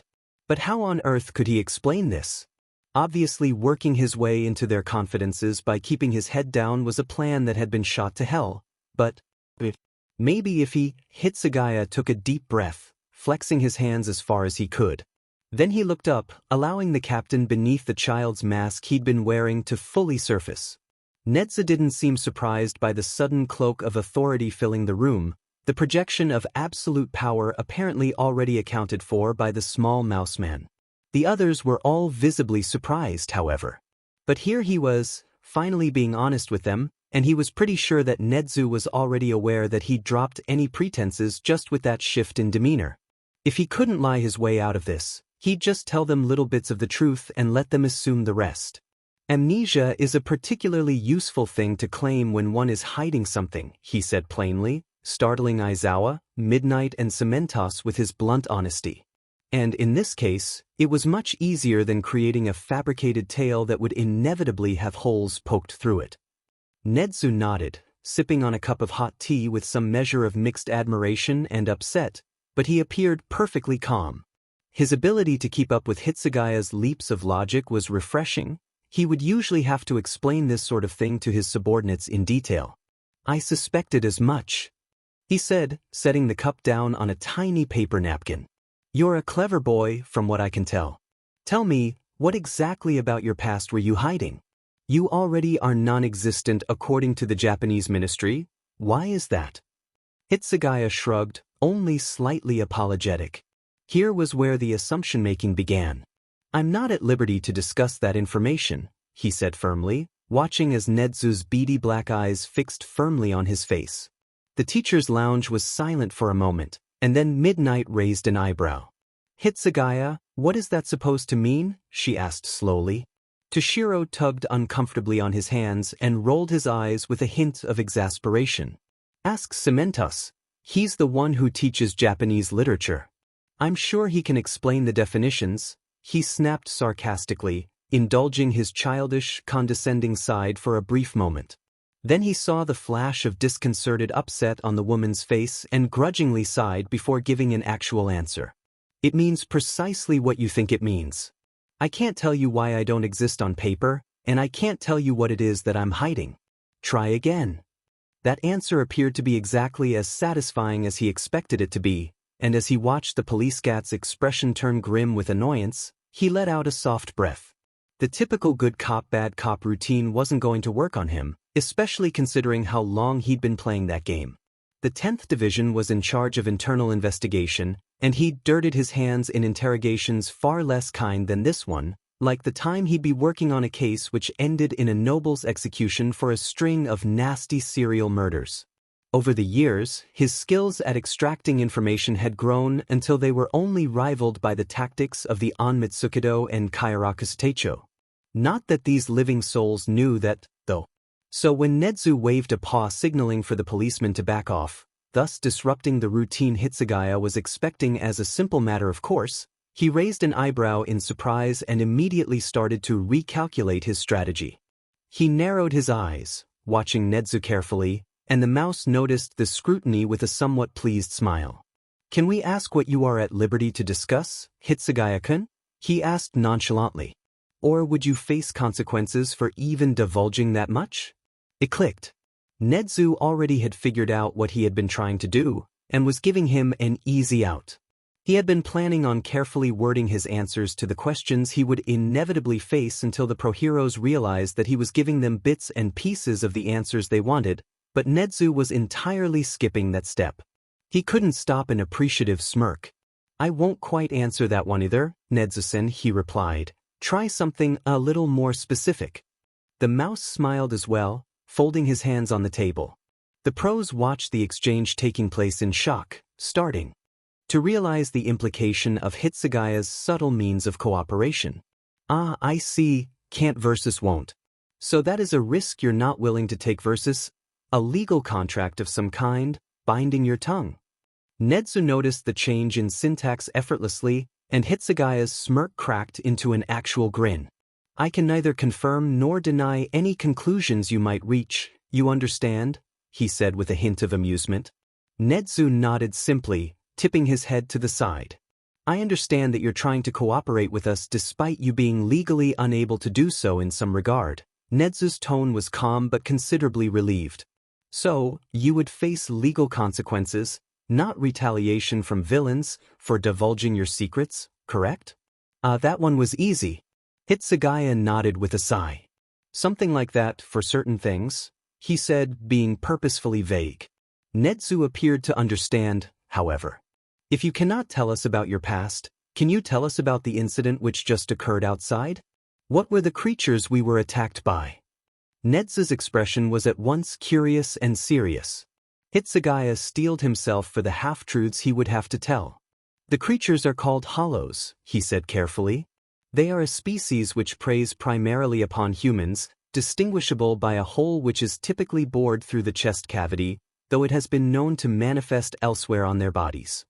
He felt Aizawa and Cementos breathe sighs of relief when he said that, obviously not expecting him to be so forthcoming. And to be frank, he was towing a very dangerous line, so even he was nervous. But as long as he managed to convince the pros to leave the hollow problem to him, and kept the existence of the afterlife secret, it would be fine to tell them little tidbits about the hollows. Hopefully, Kairaku would agree if he ever got back to Suriidai. After killing the piece of sheet responsible for destroying the human souls in Hosu, that was. And the man which you killed, he had a hole through his body as well, Nedzu prompted. Hitsugaya took a deep breath. He was also a hollow, but a more advanced kind. Hollows with human appearances are hybrids, for a lack of a better term, and they are more dangerous because of it. Their intelligence is above that of an average hollow, and their self-control is greater, he explained carefully.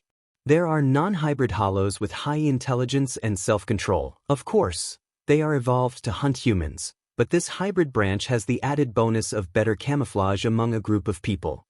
This information appeared to surprise everyone present in the room, and before Nedzu could say anything, Midnight spoke up, her ocean eyes uncannily like Anohana's in both color and the simmering danger present there. That guy wasn't human? She asked. Hitsugaya leveled a calm, cool glare at her. I cannot kill human beings without cause, he said coldly, narrowing his eyes in warning. And the list of crimes which would cause me to have the authority to take a human life is both very short and very specific. If that hollow had been human, I could not have slain him, even if he had slaughtered the entire school. Nedzu appeared to catch the underlying current he'd put into his frost-tinged words, and the mouse relaxed then, but only slightly, a tinge of confusion passing briefly across his face. That isn't just a personal rule you're following, is it? The mouse observed shrewdly. I'll hazard a guess that's also law whichever organization you're working for. Hitsugaya smirked again. Organization is a poor choice in words, he said lightly, purposefully not acknowledging the first part of Nedzu's sentence, a factor which he knew the highly intelligent mouse would pick up on. But acceptable for the moment. Nedzu nodded, taking that statement at face value. How do you know so much about these monsters, the hollows? He asked, and Hitsugaya just shrugged his shoulders and raised an eyebrow. I can't answer that. The policeman and the pro-heroes obviously understood where he was going with that, and Nedzu leaned forward in anticipation. Is there any way you could ask this organization for permission to give us details on the hollows, so we can distribute that among the pro-hero agencies? Out of the question, Hitsugaya cut the mouse off flatly. You lack the training and skill set needed to kill hollows, and I'm not about to agree to distribute top-secret information because you're asking nicely. I've already told you things I could get in trouble for. Letting you try to figure out ways to combat them might get me thrown in prison for the rest of my life. There was dead silence for a moment, the pros obviously taken aback by his vehemence and the severity of the punishment that he could face. Hitsugaya leveled a direct glare at Nedzu. Leave the hollows to me, he said stonily, displaying mild hostility for the first time since he'd entered the room. This is non-negotiable. The policeman cat leaned forward, anger on his whiskered, furry face, and he slammed a fist down on the table. You are risking the lives of Dash. You don't have even the faintest idea of what you're talking about, and yet you think you know more about the situation than I do. Hitsugaya cut him off coldly, his ryatsu stirring just briefly, enough to give him the distinct chill of a smoldering captain. I am not withholding this information for no reason. You lack the capability to kill those beasts. If I gave you more data on their behaviors and attack patterns, you would try to hunt them down, and you'd only get yourselves killed and slowly eaten, and not necessarily in that order, if you catch my drift. I will only say it one more time. Leave the hollows to me. If anything, you should report all hollows sightings to me, but I'll probably be alerted of their presence before you are. The police cat stewed angrily, unnerved by Hitsugaya's chilly command, then slammed his hand on the table again. You're 15. You have absolutely no place telling adults and professional fighters what to do, he said furiously, obviously unwilling to let the matter rest despite Nezu's clearly persuadable demeanor, and Hitsugaya finally lost his temper. He leveled a terrifying glare on the Quirk man, and let his Ryatsu out just enough to turn the atmosphere of the room thick and soupy, so that it would be hard for the humans to breathe. Then he stood, wrists still chained to the table, and glared down at the Catman with death in his eyes, bringing the aura of his race to full prominence. He stated slowly, his voice deliberately patient, a cruel wrath bubbling beneath the icy veneer. Have more battle experience than the lot of you combined. It was not your precious adults who managed to kill those creatures. I did that, and I didn't get myself hurt in the process. You were there when I woke up in the hospital. You know about the scars I have. Hitsugaya bared his teeth with a snarl. It was getting harder and harder to repress his full strength as his anger started to best him. Thank God for the limiters, honestly, otherwise he probably would have knocked them all out by now. I don't have scars because I let adults and professional fighters dictate my actions, you know, he hissed. I earn these scars through battle. And if you think that you can tell me to stand down because you know best in this precious little bubble of a safe world, you are wrong. Last time I checked, experience was what mattered when you're trying not to get yourself and others killed. So keep your ignorant mouth shut. The policeman tried to stand as well, but the increased pressure in the room due to Hitsugaya's leaking Ryatsu combined with the frightening glare he was giving were enough to keep the Catman in his seat. Then, after a moment of standing there, Hitsugaya slowly sat back down and reined in the wisp of Ryatsu he had released. The pros stared at him in no little shock, his sudden vehemence and usage of intimidation tactics rather unexpected and more than a little worrying. Nezu placed a paw on Hitsugaya's hand, a tentative gesture. You say we lack the capability to kill the hollows. Is there a way we can gain this capability? He asked, his voice low and mild. Hitsugaya took a deep breath and tried to rein in his temper. The policeman had meant well, he knew, and he shouldn't be getting so furious over it. No, there is not, he replied, a note of finality in his voice. Not legally, anyhow. Passing on the knowledge of how to kill hollows is a crime which has the unfortunate precedent of those who are convicted of this end up getting the death penalty. The pros looked away with a hint of mixed disgust and horror, and Hitsugaya knew then that he had successfully managed to close that conversation. Thank God for Kachiki's botched execution, otherwise that statement would have been entirely false. But then, slowly, Cementos laid a hand on his shoulder, the blocky face twisted into a certain kind of hesitancy.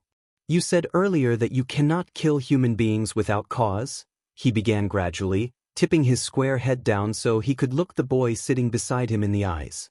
But you were seen in Hosu with your blade drawn, near the site of where a villain was found, slain by a technique which would remarkably simple for you to pull off considering the speed lent by your quirk. Hitsugaya blinked and pet his head to the side, a silent question on his face.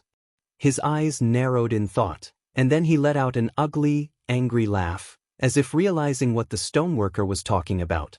Oh, he said. Then he cast his gaze down at the table, clenching his fists tightly. Pity and fury warred on his face. That poor creature. The admission implicit in his tone had the teachers all startled, and he seemed to realize their shock. He laughed again, the sound short and tight, and shook his head with a hint of grief on his face. That poor thing wasn't human, he said softly. It probably was once, maybe a nice man or woman with children and a family. But not anymore. I don't know what was done to the person it once was, but whatever terrible evil he or she suffered, that damage was irreparable. Nezu frowned at that, but he merely sighed and took another sip of his tea, which had probably long gone cold by this point. The mouse looked down into the ceramic mug as if trying to read the tea leaves at the bottom of his cup. So you killed them, he said heavily. Hitsugaya felt his throat close up. Nobody should have to live like that. He forced the words out, raspy and broken. Nothing should have to live like that, in pain and suffering because someone else has decided you're better off as an experiment. So I ended it for them. Because anything is better than that. He knew it didn't escape anyone that he was shaking, But try as he might, he couldn't seem to quell the anguish in his voice, clogging his chest and making breathing impossible. Even the mere thought of those creatures being once human, destroyed by a mad scientist for their own selfish reasons, was enough to make fear settle like lead into the pit of his stomach. Nausea swam through his abdomen in waves, and he took a moment to slow his breathing, trying to blank out the memories threatening to surge forward and overtake him. The mousy principal gazed at him compassionately, empathy a rare sight in his beady black eyes. Their experiences reminded you of something you once went through, the mouse stated, obviously certain of his deduction. And Hitsugaya took a deep breath, knowing that this next phrase would give the pros and police everything they needed to understand, even if it was slightly a lie. I can't answer that. The effect was immediate, and Nezu's gaze softened immediately. The police cat made a note of something in the little book. He had, trying to hide the shame on his face from his outburst earlier. Hitsugaya was well aware what type of conclusion that his particular word choice for his answer would enable Nezu to find, and it was exactly what he needed right now. By saying he couldn't answer the question, he was implying that the experimentation the poor creatures had undergone reminded him of his own, similar experience, and that whatever suffering he'd gone through was related to the organization, which the pros had deduced he was part of. And hopefully, they would then connect his ability to kill hollows with that experimentation. It was a story doused in just enough truth to make it believable. Izuku spoke up then, the first time he'd said anything since they'd escorted Hitsugaya into the room with his hands tied in front of him like a common criminal. He looked hollow, as if he'd already put the pieces of Hitsugaya's non-answers together enough to see the horrors his student had endured. I suppose you aren't faking your PTSD to gain sympathy, then? The exhausted-looking man asked rhetorically, his voice unusually toneless, and Hitsugaya could see his teacher's knuckles whitening out of the corner of his eye. The by now familiar scaly itch began to creep down his back, ghosting uncomfortably over the base of his spine and pulling on his spinal column, the strange little muscle triggered by his tension and panicked avoidance of the memories of his terrifying stint as Kuratsuchi's pet. He swallowed hard, suddenly unable to meet anyone's eyes. No, he forced the words out, the painful breaking of his pride almost physically sickening him. His hands trembled, and disgusted by his own weakness, he curled his fingers into fists. No, I. He couldn't speak, but it seemed that Izuku understood, as did the police cat, Nezu, and the other two pros in the room with him. They gave him a moment to regain his tongue, and he felt Izuku's hand settle on his shoulder, holding steady for him while he fought his own incredulous disbelief while facing his own reality. Finally, he gathered the resolve and courage he needed to at least get a sentence out. I can't pretend something like that, he gasped out. Not, God, you have no idea how, I can't talk about this. He would have buried his head in his hands, but they were shackled to a concrete table and he didn't want to have to explain that he wasn't exactly human either when he broke the stone. Burying his face in Izuku's dark shirt worked equally well anyhow, and there was a moment of startled quiet before the man's arms settled fully around his shoulders, giving him a gentle hug. You didn't see anything, he choked out. Izuku's sigh could be felt, the movement of his chest especially noticeable to Hitsugaya, and he felt the man's calloused fingers weave through his white hair, tousling the soft strands. I didn't realize there was something to see, Hitsugaya-kun, the man replied calmly. Then he felt Izuku turn slightly towards Nezu and the police officer sighting subdued there, still carefully keeping his arms wrapped around his student. I think we got what we needed. There was a brief lull, and then the police officer sighed, and there was a sound like mud skiing on the bottom of a shoe. Hitsugaya's hands fell, the table suddenly non-existent beneath them, and before he quite knew what was happening, he felt the cuffs pop off his wrists, freeing his hands. He tucked his hands into his lap, still leaning into Izuku's shirt and trying to hold back the trembling brought on by the near brush with his memories. Izuku didn't seem to mind, still stroking his white hair quietly. We did, the cat policeman said quietly. That counts as a full confession, and under the circumstances coupled with his recent actions protecting you all, I'm confident that we can get his case through juvenile court with him receiving only a few months of house arrest with supervised outings and some required therapy. Nezu let out a relieved sigh, as did Cementos and Midnight, And Hitsugaya felt the couch he was sitting on rise as Cementos stood up. Then Nedzu spoke again, his voice kind. "Thank you for being honest with us, Hitsugaya-kun," he said gently, then paused for a moment before continuing with a hint of forced cheer. "And just so you know, I happen to have gone through an experience rather similar to experimentation in the past, so if you ever want to talk to me, you are more than welcome in my office at any time." The news was like a rinse of cold water over the burning pain in his chest, and Hitsugaya carefully pulled back until he was looking at Nedzu, staring in incredulity. He wasn't the only one to have suffered this? Matsumoto, Muguruma, and Odorobashi didn't remember Kuratsuchi's laboratory the same way he did, but the fact that someone else may have gone through some similar, and come out the other side in one piece, was something he'd never expected. Aizawa kept a steadying arm around his shoulders as he drew back, and while he was disgusted by his own weakness, he had to admit that the quiet support was helping. "Thank you, Nedzu-sensei," he said quietly. The mouse gave him a kind smile, then turned a beady gaze on his teacher. "Aizawa, feel free to use the teacher's lounge as long as you need." Aizawa nodded a touch gratefully and watched as the group left the room. Then he turned back to Hitsugaya, sitting silently beside the young man as the teenager buried his head in his hands. Toshiro couldn't stop the breathy sigh that escaped him, a mix of relief that his story had passed the test and that he had successfully managed to pull himself away from the horrors of his past.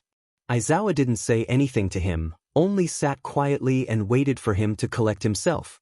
Finally, he lifted his head and rubbed at his eyes, standing up and pulling away from the man. "Thank you, Aizawa-sensei," he told the dark-haired man. Aizawa just sighed and stood. "I already told you I didn't see anything, kid," he replied, and Hitsugaya's lips quirked in appreciation for the man's continued adherence to the charade. "But you're welcome."